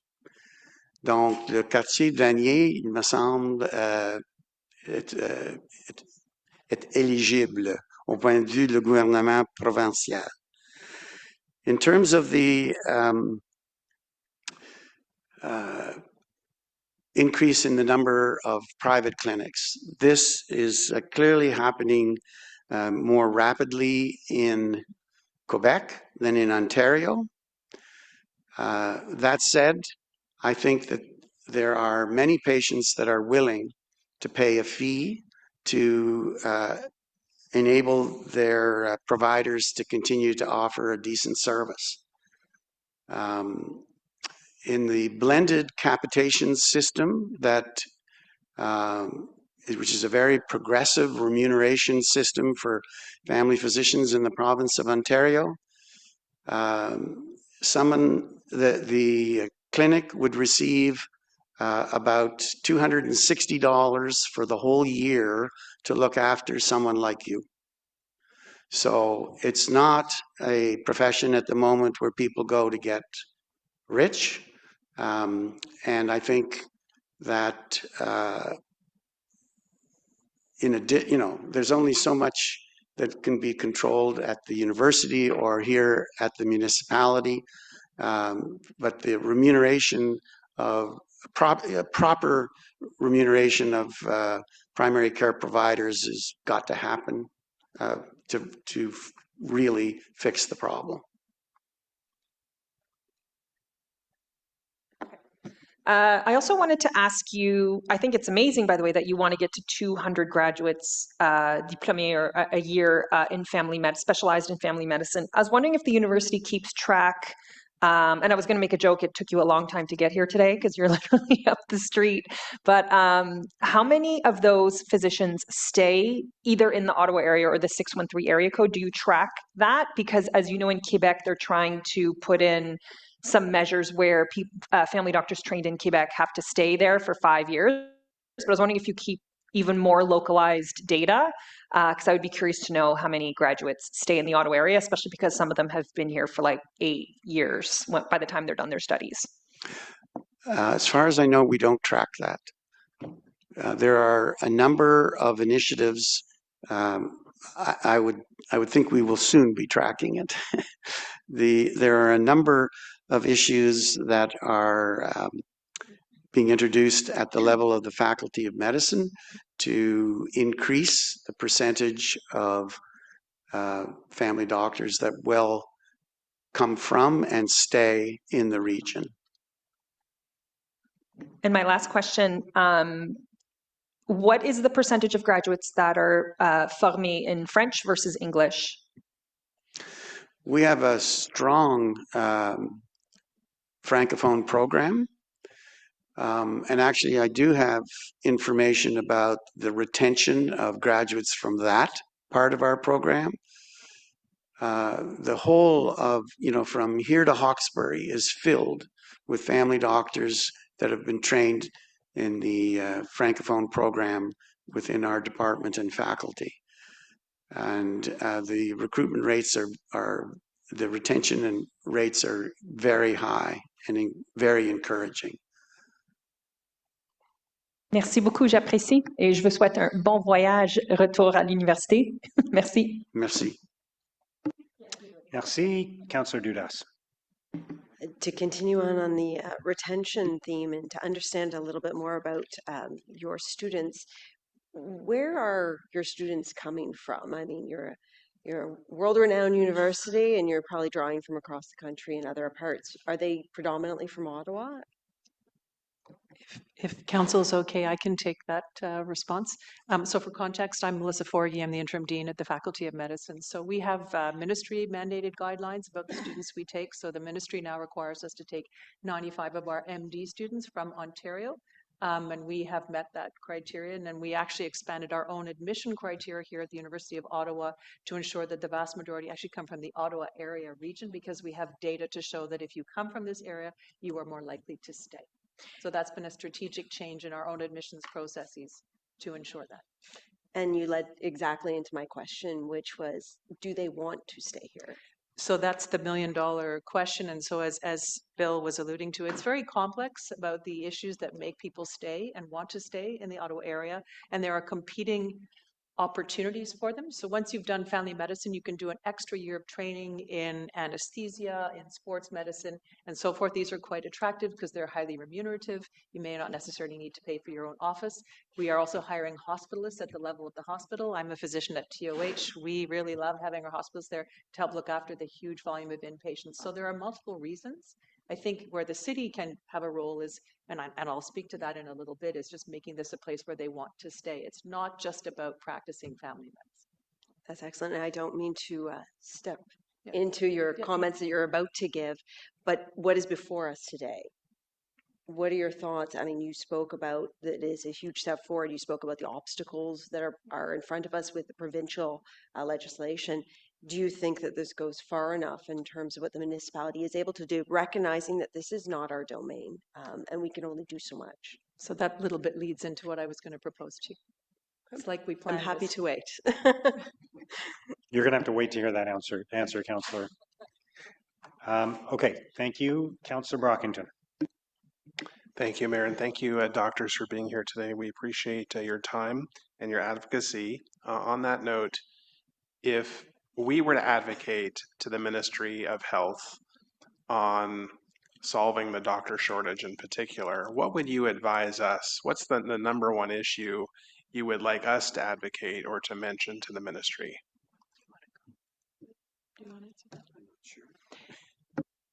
Well, I mean, as Dr. Hogg alluded to, it relates to, I mean, it's, getting our students to go into family medicine starts at the first day of medical school. It also starts before that in terms of whom we admit to medical school, which is why we talked about changing our admissions policies. We are now talking about direct entry, so they come in and they commit to family medicine. It relates to who we license. It relates to number of family medicine residency spots. It relates to the experience they have in training. So that's a big factor. If they don't have a good experience during their training, they're unlikely to choose family medicine. And then when they're doing their family medicine residency training, if that isn't favorable, then they're unlikely to stay practicing complex care. It also speaks to what Bill was suggesting in the remuneration. I mean, that amount of money to take on a patient it's quite frankly not remunerative. And if you think about our family physicians who have to pay for their own overhead, their own offices, they have enormous administrative fees. So advocating for, we'll deal with the who goes in, trying to get them in and giving them an excellent training experience, but we need to advocate for better remuneration. They have a tremendous administrative burden, which is almost unspeakable in some cases in terms of consuming time that could be spent looking after patients. We need to think better, think smarter, use AI. We talked with your team a little bit about even things like sick notes that are required for employees. We can do better in decreasing it at so many levels. Thank you for that. If I might add to the question, I think that the province is really stepping up at the moment. Dr. Jane Philpott has shared a vision of what needs to happen to repair and prepare primary care for the future. Province is ready to spend $2.1 billion to not only increase enrollment in medical schools, but to do all sorts of other things. So I think if you're talking to the province, you should give them some credit that we can all agree it would have been better if they had done this several years earlier before the crisis got to be as bad as it is. But they are, in fact, making generational investments in family medicine. Ottawa, the situation for the access to primary care services in Ottawa is quite possibly the worst of any city in the province. And I think the province is concerned that they're not going to succeed in Ottawa, and that they are open to our efforts to get our act together and do what we can collaboratively to make a difference here. I think that they're listening. Thank you. Could you just clarify, do the universities set the number of students who can enter medical school, or is that set by the province? That's determined by the ministry. It determines how many students we take and also how many residents we take into each of the areas, including family medicine. And in recent years, can you speak to how those numbers have increased? So they have all increased significantly. There unfortunately has been a little bit of a lag about the resources to fund and to train those individuals. We're in a catch-up deficit phase right now, but the expansion has been significant. And you'll see that our numbers in family medicine will almost double from 100 to 200 per year eventually when we get up to full speed. Are resources the main issue why we would not increase the number of students even more? Yeah. So, I mean, that's a very complex situation. We are only paid for a fraction of what it costs to train a medical student. For example, our clinical faculty aren't paid to teach. So that comes out of other departments and et cetera. It's quite complicated. There are barriers down at the university level, again, through the ministry funding and quotas and so forth. So we certainly have the capacity to expand. All of the schools in Ontario have the capacity to expand. Were we able to change service issues, remuneration issues, but it's all dictated by the ministry. Fair enough. Thank you both for being here today. We appreciate it. Thank you. Thank you. Conseillère Plante. Bonjour, c'est moi encore. I just had three questions. So first of all, can you talk about how did we get here? Like, we talk about this family doctor shortage. It's been known for a while. I feel like I've been hearing about it, at least from my time in the community association, for at least 10 years. And looking forward, assuming the motion is passed and we have a robust program in place, do you think we're going to have the same issues, or we have the same issues with nurses, gynecologists, pediatricians, sage-femme, and other service providers who are equally as important as family doctors?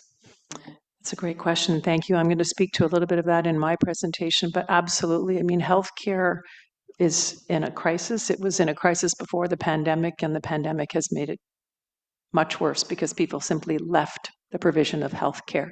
We have many, nursing vacancies in all of our hospitals. We have waiting lists for specialists. We have people that are retiring. And so that was a little bit actually speaking to your colleague. The numbers don't really tell the truth. So the numbers of physicians we have, they're not all practicing full time. They're not necessarily practicing in their area of specialization. So absolutely yes to all of the above. We need to expand. I think that speaks to the larger issue, and I will be speaking to that a bit. We need to be more creative about the provision of healthcare. So, for example, we're looking at helping the Faculty of Psychology to develop a program where psychologists can prescribe. So then that will offload a huge amount of the mental health burden. We're taking on training of technicians, physician assistants, and so forth. All sorts of ways we can do to unpack the volume that the healthcare system is facing.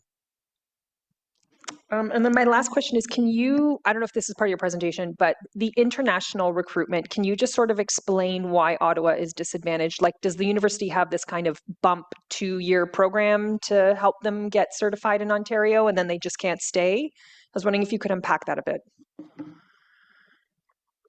So historically, international medical graduates have not been allowed to practice in Ottawa until they had fulfilled, return of service agreements in northern remote communities. And that has disadvantaged Ottawa, obviously. So that could be something that you could lobby the provincial government to change. That is in your 10-point action plan. The province, as far as I can see, is making it easier and easier for international medical graduates to get licensed to be able to practice in Ontario. There's lots of it. In our training programs, we have clinics in Pembroke and Winchester and all sorts of other places, and there's lots of activity in that respect in the rural parts of our training programs. That same route to independent licensure is not available to international medical graduates to practice in the city of Ottawa.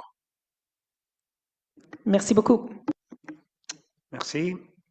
Dr. Forgy, did you want to go ahead with your comments now? Thanks. Merci, thank you. Chers maires, conseillères et conseillers municipaux, bonjour et merci de me donner l'occasion de m'adresser à vous aujourd'hui. Good morning, Mayor Sutcliffe and councillors. Thank you for this opportunity to speak to you today.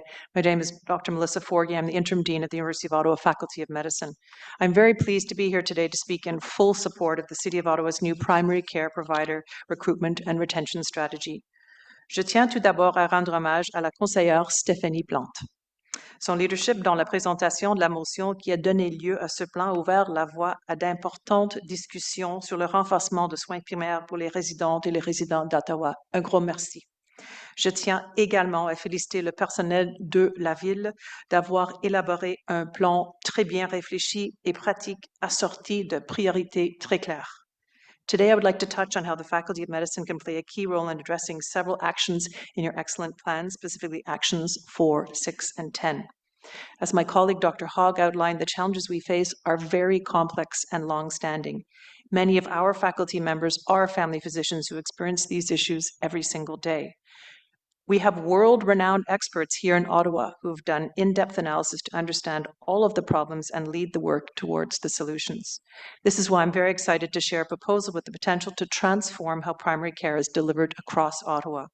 In so doing, the City of Ottawa can become a national leader, not only in partnership with the Faculty of Medicine, but also in the delivery of evidence and outcome-based services. The faculty has a vision to create an integrated primary care hub in partnership with the City of Ottawa, a major new not-for-profit facility that will dramatically expand access to primary care, support medical education, and drive technological innovation in family medicine while providing integrated priority city services essential to community well-being. This hub can be located in a high-need neighborhood, for example, Lower Town, Sandy Hill, or Vanier, serving up to 20,000 unattached patients.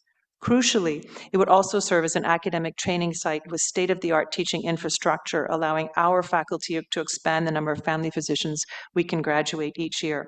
The hub will operate on an interprofessional team model that brings together and trains nurse practitioners and allied professionals. We know, and we have data to support this, that where care providers train and where they feel part of the community strongly influences where they choose and stay to practice. By creating a high-quality, team-based environment for training and mentorship right here in Ottawa, we are investing directly in the city's future primary care workforce. Beyond care and teaching, the hub will create a center for research and innovation, developing and applying new technologies and ways to support better clinical care, smarter training, and stronger system integration. This hub will bring together the City of Ottawa, the private sector, and the University of Ottawa.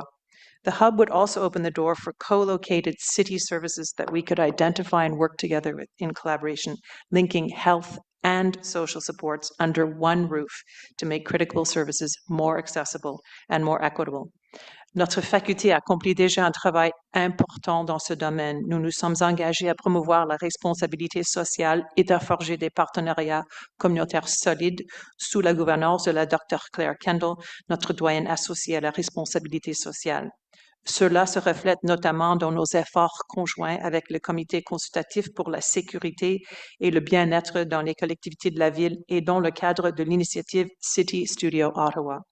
This hub would represent a major step forward in our work together to strengthen healthcare delivery in Ottawa. Our funded, planned expansion of family medicine training infrastructure also aligns with the Ontario government's primary care action plan and the corresponding significant funding for expanded community-based primary care teaching clinics. With your partnership and added support, we can ensure these resources are deployed in the areas of greatest need and deliver maximum evidence-based benefit to residents. In addition to providing our support of the primary care strategy, we wish to explore a partnership with the City of Ottawa in the creation of this primary care hub. We wish to better understand how we can collaborate to best meet the city's needs, what services the city might wish to co-locate, what the city can contribute to this endeavor in partnership with the Faculty of Medicine and the broader University of Ottawa. The Faculty of Medicine's community roots run very deep here in Ottawa, and we are very proud to support the City of Ottawa's vision to improve health of its population.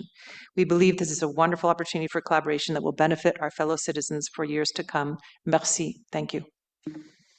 Thank you, Dr. Forgy, and thanks for all your help along the way on this. We much appreciated. Councillor Gower. Thanks, Mayor, and thank you for being here. I guess one quick follow-up to the questions that have already been asked. In the report mentions that Ottawa is short at least 270 primary care providers, and at least 165,000 residents do not have direct access to primary care. But it's kind of implied there's a bit of uncertainty. Those are probably underestimates.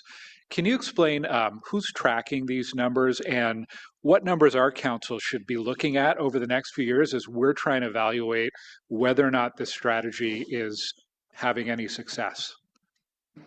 Thank you. So that was a little bit what I was alluding to about evidence-based outcomes and data-informed metrics. And Claire Kendall is arguably one of the world leaders in attachment rates. She belongs to us and to you at the City of Ottawa and the Faculty of Medicine. So our data are actually very accurate about unattached rates. In fact, the province, she's an advisor to the province in this regard. So we can give you the very precise numbers of who the unattached patients are, their socioeconomic and demographic statuses, where they live, and other co-contributing factors, which is why I was referring to the importance of ensuring it's not just access to primary care, but all of the services that are needed to improve their health. We will be tracking this, and we do track this with outcomes, and we have the database and the technology to do that. Again, I was alluding to a little bit about how we can also help with tracking the data and inform the evidence for some of the other initiatives for improving community-based resources. Okay, excellent, because I think it'll be important. We've presented these 10 initiatives. Be important to understand which ones are working, which ones are not, what the outcomes are, so that when we're looking at whether or not we expand, for example, the ambassador program for another 2 years, right? Where are we best to focus our resources? So looking forward to seeing some of those numbers and how they change. So thank you. Thanks, Mayor. Thank you, Councillor Gower. Councillor Plante? Yeah, I just wanted to add, because we did touch upon midwives and nurses, but another thing I hear often in the community is we only have one location on Montreal Road and Chemin-Vanier Parkway for like diagnostic testing, so blood and urine samples and all that. And I believe the Byward Family Health Team used to do that on Marie Curie. I can't think of another one that's sort of in the downtown east end, but if that's, I mean, I know that's not part of this report, but I just wanted to mention that that is something I hear all the time too. Like people go to give a blood sample and they're waiting 2, 3, 4 hours because there's just such a demand for it. So I just wanted to, you don't have to, I mean, you can comment if you want, but I wanted to include that as well. It's like you and I planned this question. So that's what I was referring to when I referred to partnership with industry. So we know that there's a huge deficit for access to laboratory services, diagnostic imaging, and that's we can partner with industry to bring them into this primary hub so the patients don't have to get on 3 buses that they can't afford to get their blood test. Absolutely. And I think the private sector would be very, very interested. Okay, great. Thank you both, Dr. Hogg, Dr. Forgy. Much appreciated. We'll go next to Dr. Danielle Jourdet, the Ottawa Primary Care Network Clinical Lead, who is online. Hi, it's Monica Armstrong. I'm going to speak first, and then Dr. Gervais will add her comments. So my name's Monica Armstrong. I'm the Executive Director of the Ottawa, Ontario Health Team, and I'm here with Dr. Danielle Gervais, who is our Primary Care Network Clinical Lead for the Ottawa, Ontario Health Team. So we're speaking to you today on behalf of our primary care network.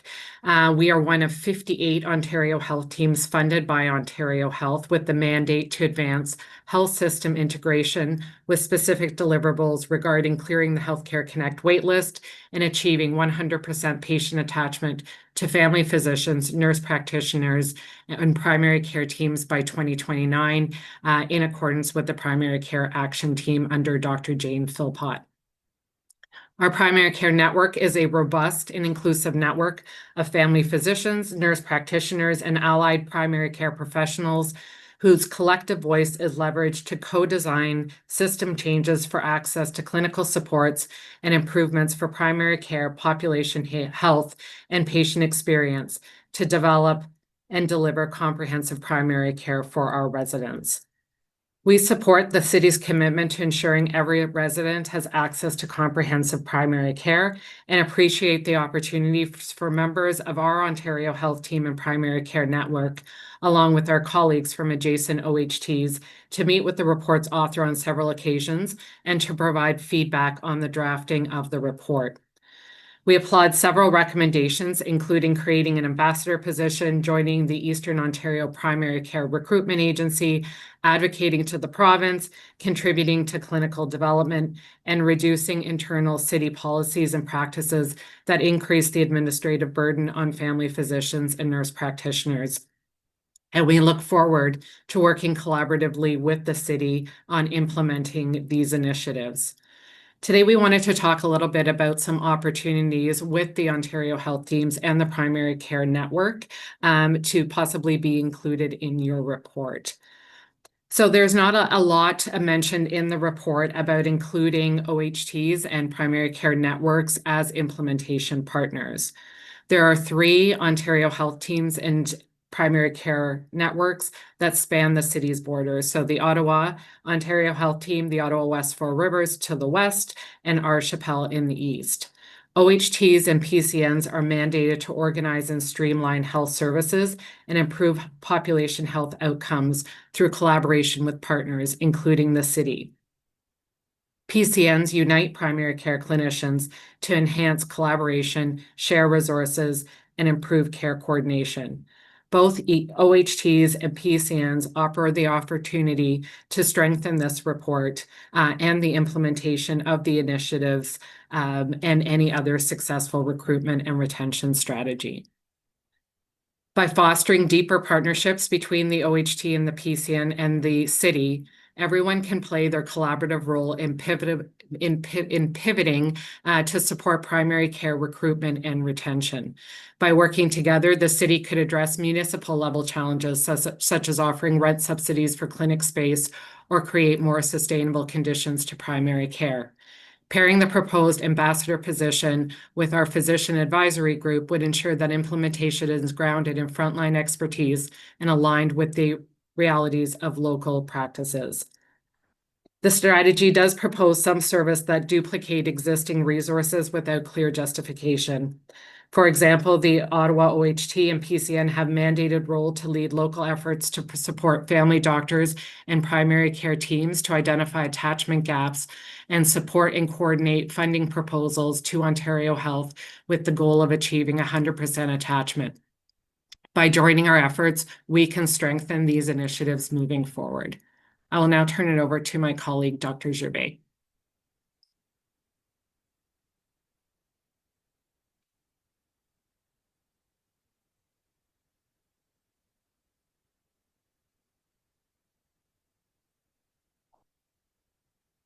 Is she on? Can someone see her? We're checking now. Okay, thank you.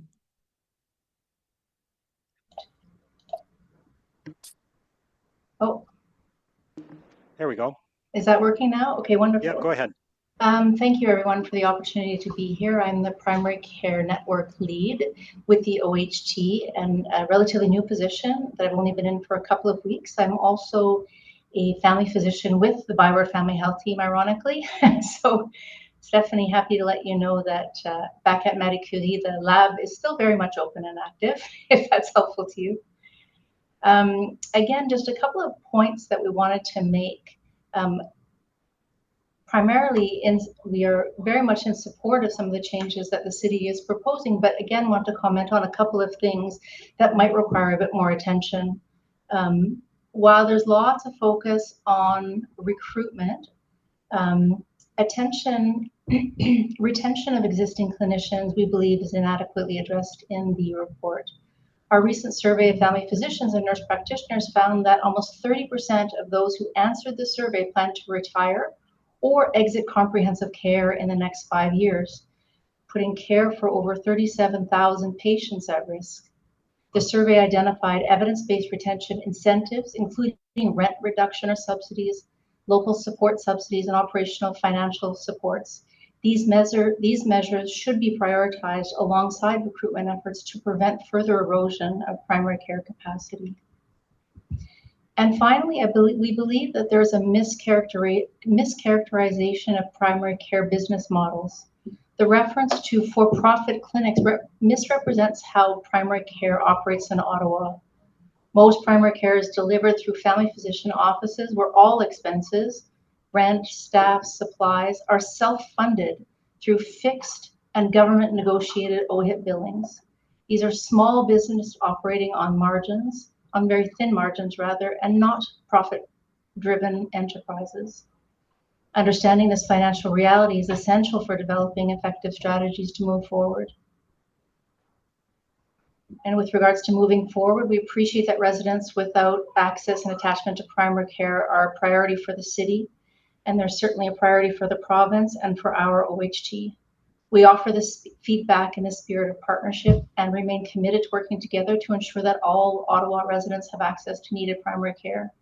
We welcome the opportunity to meet with city officials and to discuss meaningful integration into the Ottawa OHT and PCN, into strategy implementation, and to explore the practical partnerships outlined above. Thank you. Okay, thank you both for presenting. Councillor Plante. I believe Councillor Gower had his hand up. Okay, he just put it up, so go ahead. Okay, thank you. Thank you, Drs. Gervais and Armstrong.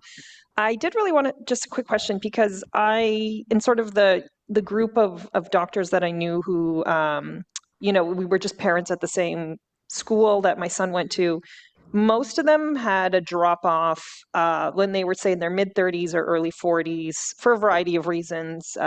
You know, too cumbersome, it was taking up too much time, the patient load was too much, the patients were getting more complex. I was wondering if you could talk about that, because it did seem to affect women more than men, but maybe I'm reading the situation wrong. But I agree with you that retention is an issue, but it seems like the issues that are keeping them, that take them out of family medicine are a lot larger than what a municipality could take on.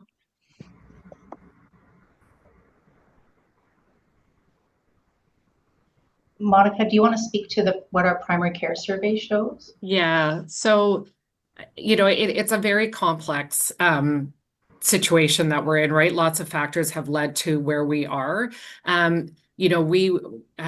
We work quite closely with Dr. Claire Kendall as well, so we can break that down, and it's very different in different neighborhoods, right?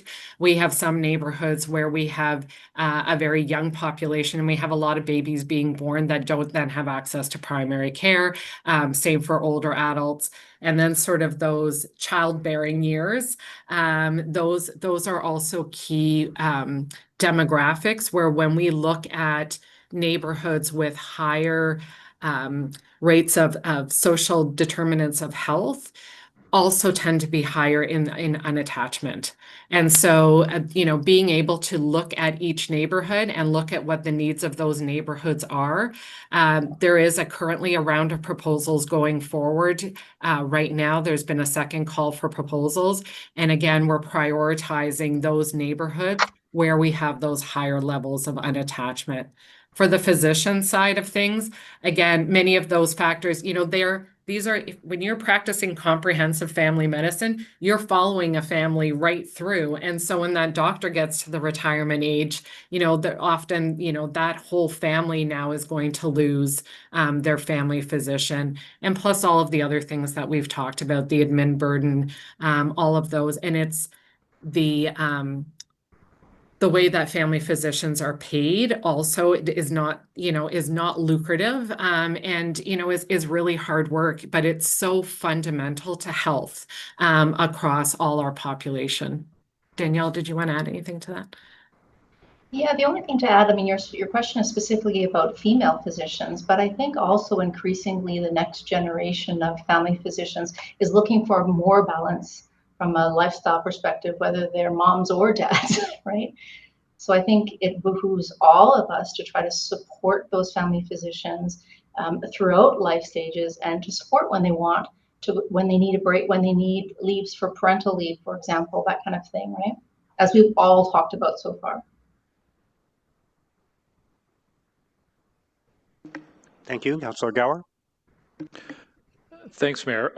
Thanks to both of you for your presentation. I was going to ask something very similar to Councillor Plante, so I won't ask it again, but I am going to ask staff when we get to our questions for staff to address two of your points, the one around retention, because I do think there is a role for the ambassador to be working with, consulting with all partners in our healthcare system, whether it's the Ontario Health Teams, primary care networks, community health centers, community resource centers. These are all groups that are working together and all part of the broader partnership to improve our primary care situation. And then also the nuance around the for-profit versus nonprofit when it comes to primary care professionals. So thank you for raising both of those, and I'll ask staff later on to address those. Thank you. Thank you. Okay, thank you again to both of you for presenting today. I'll open it up to questions now for staff.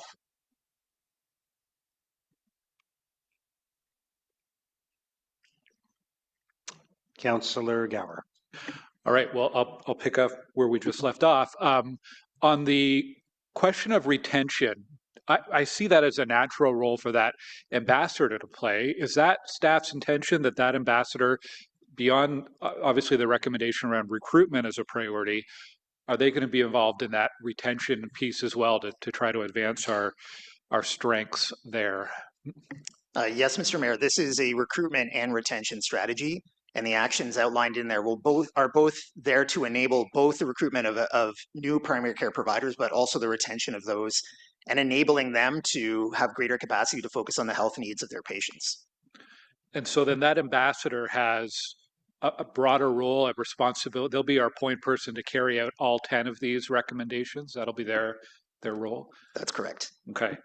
And then on the nuance around the terminology for profit when it comes to primary care providers. Can staff comment on how they view that, and just comment on what the delegation had raised there? So, Mr. Mayor, the for-profit and not-for-profit is a business designation, and so the action plan looks at supporting those businesses that are incorporated as a not-for-profit. And then how does that relate to recommendations? Like there's one specifically around discounting city office space or land. Who would and would not be eligible? What kinds of primary care providers would or wouldn't be eligible for that kind of assistance? Through the mayor. So under the Municipal Act, we are not able to provide supports for for-profit businesses. Those would be considered bonusing, and that is why we look at the designation of the businesses when offering support such as low cost or land transfer at nominal value, as an example. But would a family health team, I guess it would depend on how they're incorporated. Okay. That's correct. I won't get into the weeds anymore there. It's a 2-year pilot for the ambassador position.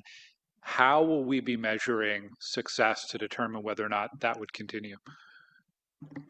So, Mr. Mayor, we'll be looking at the number of patients that become attached to a primary care provider versus unattached. We'll also be looking at the measure of success in new permanent and temporary physicians and nurse practitioners that begin rostering patients. But as noted in the report, these initiatives will take some time to establish, and so we propose to report back to Council at the end of the 2-year pilot to update on the progress related to the 10 recommended actions, success measures, and how we have been successful in moving those forward, but also to propose any recommended next steps to address the primary care crisis as it evolves. Can you set expectations 2 years from now? Is there a certain number of doctors or of attachments that you have in mind, or is that, do you have those targets yet? No, Mr. Mayor. Okay. If I could just wrap up, Mr. Mayor, I've been really focused on primary care, healthcare, certainly in the West End. I have a motion coming up later in this meeting to try to advance our work on a Stittsville, Canada Health Hub that's anchored in a primary care team. There's a great analogy that Jane Philpott uses. Dr. Philpott was mentioned earlier, comparing how we approach primary care in our province to how we approach public education. And it's a great analogy where she says, can you imagine if you were moving from one city to another in Ontario and you didn't have a guaranteed space for your kids at school? Or if you kept your kids at a school 5 or 6 hours away just because you weren't sure whether or not you could get that space in your local school. Or if we had a school system where your kids might have a place, but it could be, if you live in Stittsville, maybe it's Orleans where they go to grade 1. And it's just, we can't fathom that. We have universal access to schools within our community. And that's ultimately the vision that I think the Ontario government, under the leadership of Dr. Philpott, is trying to get to. And I can see how all of these recommendations in the report are realistic things that our city can do to help reach that vision, that people have access to primary care within their own community. And it's going to be a long journey to take there, but I'm glad that City of Ottawa is stepping forward with a strategy to try to help wherever we can. So thanks, Mr. Mayor. Thank you very much, Councillor Gower. Councillor King? Thank you so much, Your Worship. I had a few questions, and they build on the questions from Councillor Gower in terms of success metrics. But I was just curious about the pilot program's budget adequacy. My understanding is that Hamilton has 2 full-time staff. Is Ottawa's budget sufficient to be competitive with other municipal retention and recruitment program? So, Mr. Mayor, the budget was established looking at what other municipalities had in place to deliver these services. Hamilton is further along, and since that they're now looking at expanding, but we believe that the one resource and the budget allocated will be sufficient to deliver the action plan. I appreciate that. I'm also curious about not just physician recruitment, but I'm wondering if you could also talk about nurse practitioners. just very recently, we had the opening of the Ottawa nurse practitioner-led clinic that will benefit both Overbrook as well as Vanier. And I know that Councillor Plante was very proud to see the opening as well as Mayor Sutcliffe. And we think that this is going to be an amazing development because obviously there have been too many Vanier and Overbrook families who have been without a regular health care provider. And we know that that clinic represents hope and relief. And this is being obviously provided by nurse practitioners. While it's very important for us to ensure that we're recruiting and retaining family physicians, in which we have a huge deficit within this municipality, it's also important for us to look at new innovative models, such as utilizing nurse practitioner clinics. So I'm just wondering if you could speak to recruitment of nurse practitioners. So Mayor, the strategy is focused on increasing primary care providers, which would include both physicians and nurse practitioners or other innovative models. We're looking at all of it. That's excellent. I think that this is definitely a mechanism that will ensure that we can see more residents attached to primary care. And so it's a model that we need to work on. I'm also wondering if you can comment on the requirement for partnership. I think that partnership amongst these types of clinics, especially nurse practitioner clinics, will benefit if there are partnerships with other organizations such as community resource centers, as example, that don't have a health component. So I'm just wondering if you could speak to the work that you're doing around those partnerships, including partnerships with Ottawa Public Health. So Mayor, partnerships is a key method by which we'll be able to deliver on the action plan. We won't be able to do anything on our own. And Action 10 in the plan is specifically focused on looking at where there are opportunities to create these partnerships, both with City of Ottawa departments and the services that were delivered, Ottawa Public Health, and then the providers within the community. Thank you for that. I'm very excited, I must say, by the advent of this strategy. I think it's much needed. I know that one of the most heartbreaking things that we hear as councillors is really people reaching out to us asking, where can we find a family physician, and often having to say, no, we can't be of that assistance. And obviously we want to ensure that we are able to respond in the positive in the future in terms of the capacity for our residents to find family physicians or primary care. So I'm really pleased to see the advent of this report and the strategy before us, and I will definitely be providing support. And I want to thank my colleagues who have been advocating very strongly for this strategy, including my colleague, Councillor Plante, as well as the Mayor. Thank you so much.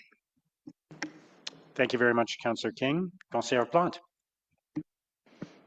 C'était simplement pour vous remercier, non seulement pour le rapport, mais pour toutes les rencontres qu'on a fait à ce sujet. I think, as you can tell, there's a lot of interest for this around the table. And I also wanted to thank the mayor and his office who really took this over the finish line. That's all. Merci beaucoup. J'apprécie énormément. J'ai beaucoup de gens dans mon quartier qui ont des gros besoins. Merci. Merci à vous. Councillor Brockington. Thank you, Mayor. Just a few questions. I just remember writing an article in high school for the Citizen, and they titled it something like "Those Aging Baby Boomers Can Be Your Bread and Butter," and it was an article targeting people my age to be cognizant of. There was this wave coming through all industries. Certainly when my parents were baby boomers and schools in River Ward were being built year after year to respond to this tidal wave, the largest cohort in Canadian history. We saw this coming. We saw this problem coming. Healthcare challenges. And so it's just not a surprise to the Ministry of Health, and we're certainly playing, behind the game here. And so it's frustrating for those 161,000 residents of our own city who are being bounced around private clinics, ERs, places where they shouldn't have to go to get primary health care, but that's the reality that they face. And I remember the media asking me a week or two ago, well, do you think this is a good expenditure? And I said, yeah, ask those 161,000 people who don't have a family doctor whether or not this is a good expense. Of course it is. I just noticed there are 3 motions today we're discussing regarding healthcare. And I support all 3 of those.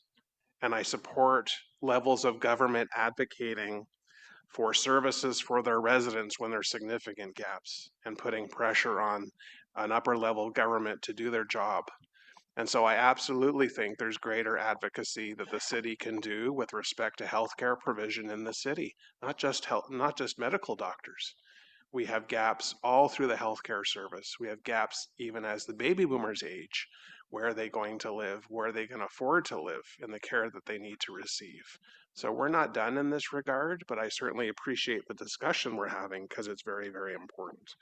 So with respect to advocacy, it's quite light here in the recommendation with respect to the province, but are there opportunities for grants? We agreed to facilitate the construction of this new clinic in Orleans. We're foregoing some future property tax revenue. That's a good investment for this community, but it's not the Ministry of Health that's contributing. We are contributing those funds. We're going to contribute resources in Canada-Stittsville.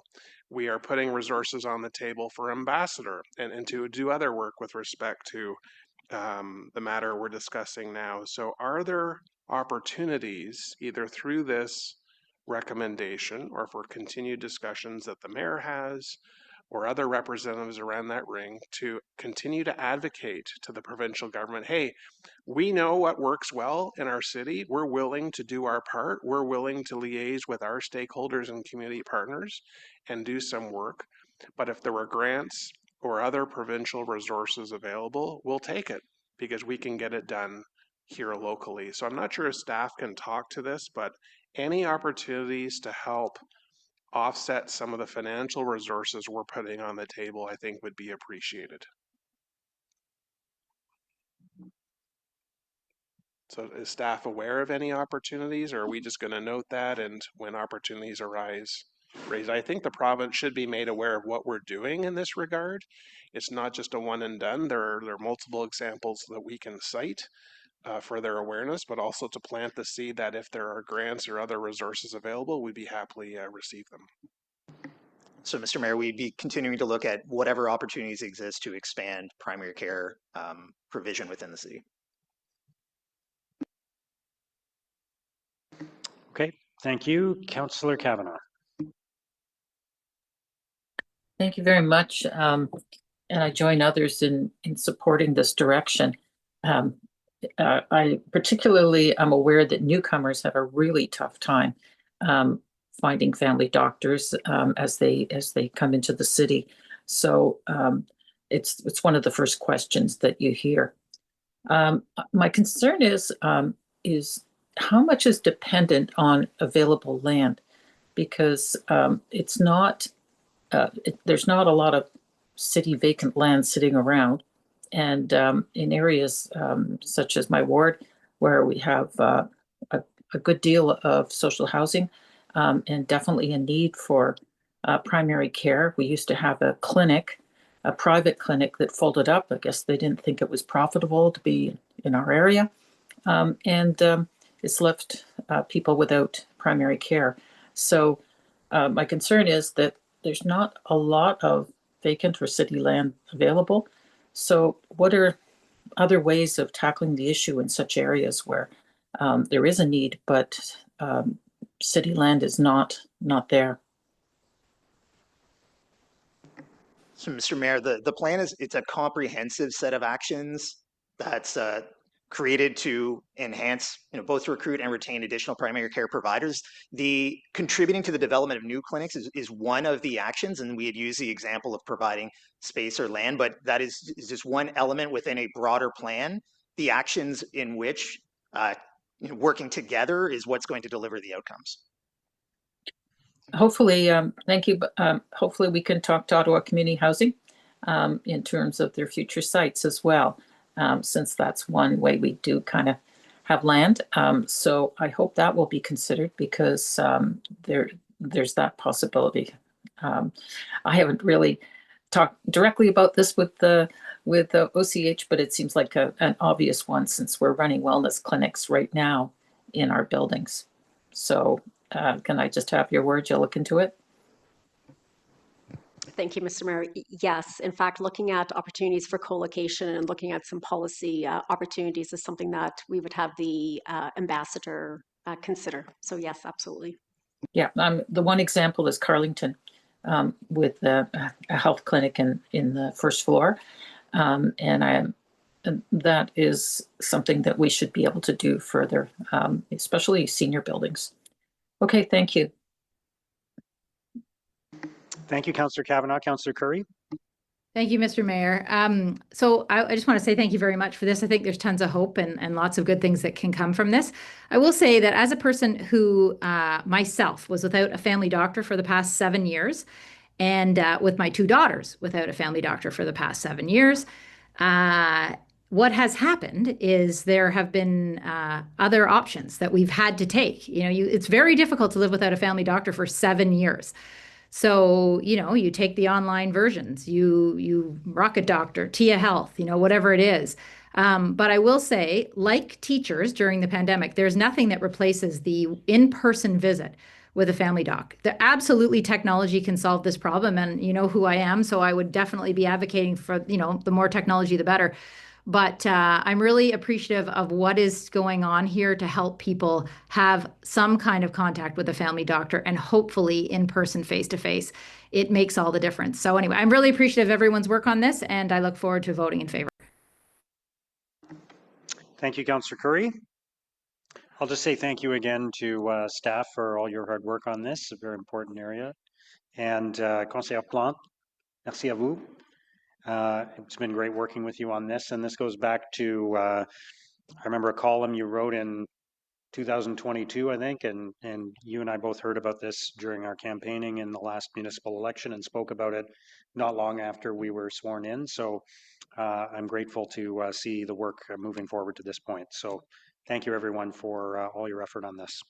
So is that carried? Thank you. There were no in-camera items. Information previously distributed. Councillor Gower, I believe you want to lift item 10.2. So you have a motion to lift that? Yes, that pursuant to subsection 89.3 of the procedure bylaw, the committee approved that the rules of procedure be suspended to allow for the consideration of item 10.2. Is that carried? Okay, Councillor Gower. Yeah, I wanted to introduce a motion based on this item. Make sure I have the right one. Yes. Whereas the city recognizes the urgent community need for medical facilities and services, and whereas Council previously directed staff to engage in discussions with the Kanata-Stittsville Family Health Team proponents regarding a potential family health hub to be located at 1655 Maple Grove Road, and whereas the Municipal Act prohibits the city from disposing of land to private businesses at nominal or below market value, and whereas the City of Ottawa's disposal of real property policy requires that city-owned land be sold at fair market value and that notice be made to the public to solicit offers, and whereas sole sourcing is not permitted for viable real property. However, City Council has the discretion to waive the disposal of real property policy or sections of said policy. And whereas the proposed family health hub represents a high social value use that aligns with Council's strategic priorities related to health, well-being, and community development. And whereas the site, approximately 18 hectares in size, is currently not zoned to permit non-residential uses such as medical facilities or residential care facilities, therefore, be it resolved that Finance and Corporate Services Committee recommend Council direct staff to initiate a request for offers for the development of a health hub on the northern portion of the city-owned site located at 1655 Maple Grove Road. Be it further resolved that prior to the RFO, staff be directed to sever a portion of the site that is adequately sized and appropriately situated to support the development of a health hub, approximately 7 to 8 acres, with the severed area clearly identified and included in the RFO documentation. Be it further resolved that staff commit to working with the successful proponent of the RFO to amend the zoning bylaw to rezone the identified parcel to permit the intended health hub use, ensuring the land is suitably zoned. Be it further resolved that all costs incurred by the city related to the severance and rezoning of the subject lands be offset using funds from the eventual sale of the property. Be it further resolved that staff report back to council with the results of the RFO process and any recommendations regarding next steps for the development of the health hub by Q2 2026. So this stems from the IPD in front of us, which was a motion at council directing staff to enter into discussions with the Canada Stittsville Family Health Team to examine how a portion of municipal land in Stittsville could be made available for healthcare use. The conclusion of that IPD gives council the option to initiate an RFO process, and that's what this motion is meant to do. It's a small portion of a large piece of city land on Maple Grove Road near Canadian Tire Center, and I hope to have council or committee and then council support on this item. Thanks, Mayor. Thank you very much, Councillor Gower. Is that carried? Sorry, Councillor Leeper. I apologize, and a quick question on that. It speaks to revenues. Are we expecting the health hub would purchase the property from the city? Yes, that's the expectation. And has that been a discussion to date? They're anticipating that they'll need to purchase it some sort of fraction of market value? In this case, depending on the for-profit or non-profit status of the primary care team that would be the proponents, if it is not considered not-for-profit, the sale would have to be at market rate. If there is a non-profit qualifying structure, then there could be discounts considered, but still to be determined through that RFO process. Okay, perfect. Sorry, thank you. No problem. Okay, is that carried? Thank you. Notices of motion. Councillor Gower, back to you. Thank you.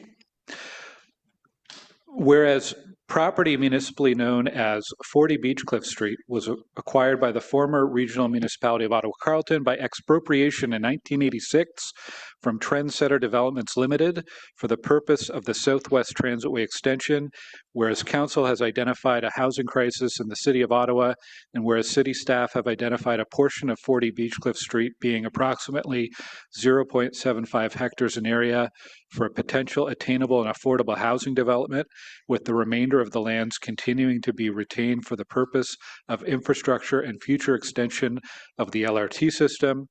Whereas on April 1st, 2025, Finance and Corporate Services Committee in a report declared that part of 40 Beechcliff surplus to municipal needs, and Council on April 16, 2025 approved the transfer of it to a not-for-profit housing provider for the purpose of attainable and affordable housing. And whereas of the expropriated lands, the city intends to transfer parts 1, 2, 3, and 4 on a reference plan 4R37067 to a nonprofit housing provider. And whereas Section 42 of the Ontario Expropriations Act provides that an expropriating authority is to provide the expropriated owner first right of refusal in the event of the expropriating authority no longer needing the lands, and whereas the Expropriations Act further provides the expropriating authority with the ability to waive the right of first refusal with the approval of the approval authority, and whereas in the instance of the City of Ottawa, it is both the successor to the expropriating authority and to the approval authority, and whereas the report to Finance and Corporate Services Committee did not address the expropriation of the property. Therefore, be it resolved that the Finance and Corporate Services Committee recommend to Council that the right of first refusal pursuant to the Expropriations Act, Section 42, in respect to that portion of 40 Beechcliff Street, being parts 1, 2, 3, and 4, reference plan 4R37067, be waived on the basis that the subject lands are being transferred for nominal value to a not-for-profit housing provider in order to meet the city's housing priorities. Thank you, Councillor Gower. You're welcome. Councillor Brown. Thank you very much, Mr. Mayor. And out of an interest for time, I'll just read the therefore be it resolved clauses. This motion would ask council to declare a very small piece of land, city-owned land, surplus. So the switching station for the BESS facility that was approved in my ward almost 2 years ago can proceed. It says, therefore be it resolved that Finance and Economic Development Committee recommends City Council declare the subject property surplus to municipal needs for the duration of the proposed lease to be approved and concluded by the General Manager of Strategic Initiatives. And be it further resolved that Finance and Economic Development Committee recommend that City Council waive the section of the City of Ottawa leasing policy requiring that notice of the available property for lease be provided to the public as surplus prior to leasing. Thank you, Mayor. Thank you, Councillor Brown. Inquiries. Councillor Gower. Yes, on behalf of Councillor Desroches, I'll just, there's a preamble which will be on the record, but the inquiry questions themselves. How is the City of Ottawa ensuring that the acquisition of real estate property for public housing, transportation, and infrastructure projects is being approached with a sense of urgency? What internal service standards or performance targets guide the city's real estate property acquisition process? What is the standard range and or average time frame for completing a real estate property acquisition from private ownership, the federal government, and the provincial government? How many active real estate property acquisition files currently involve land owned by the federal or provincial governments? Is there annual reporting on real estate property acquisition timeframes that indicates timelines for private, federal, and provincial transactions? If not, can such a reporting process be developed? Thank you, Councillor Gower. Are there any other inquiries? Any other business? Motion to adjourn? Carried. Thank you, everyone. Bonne journée.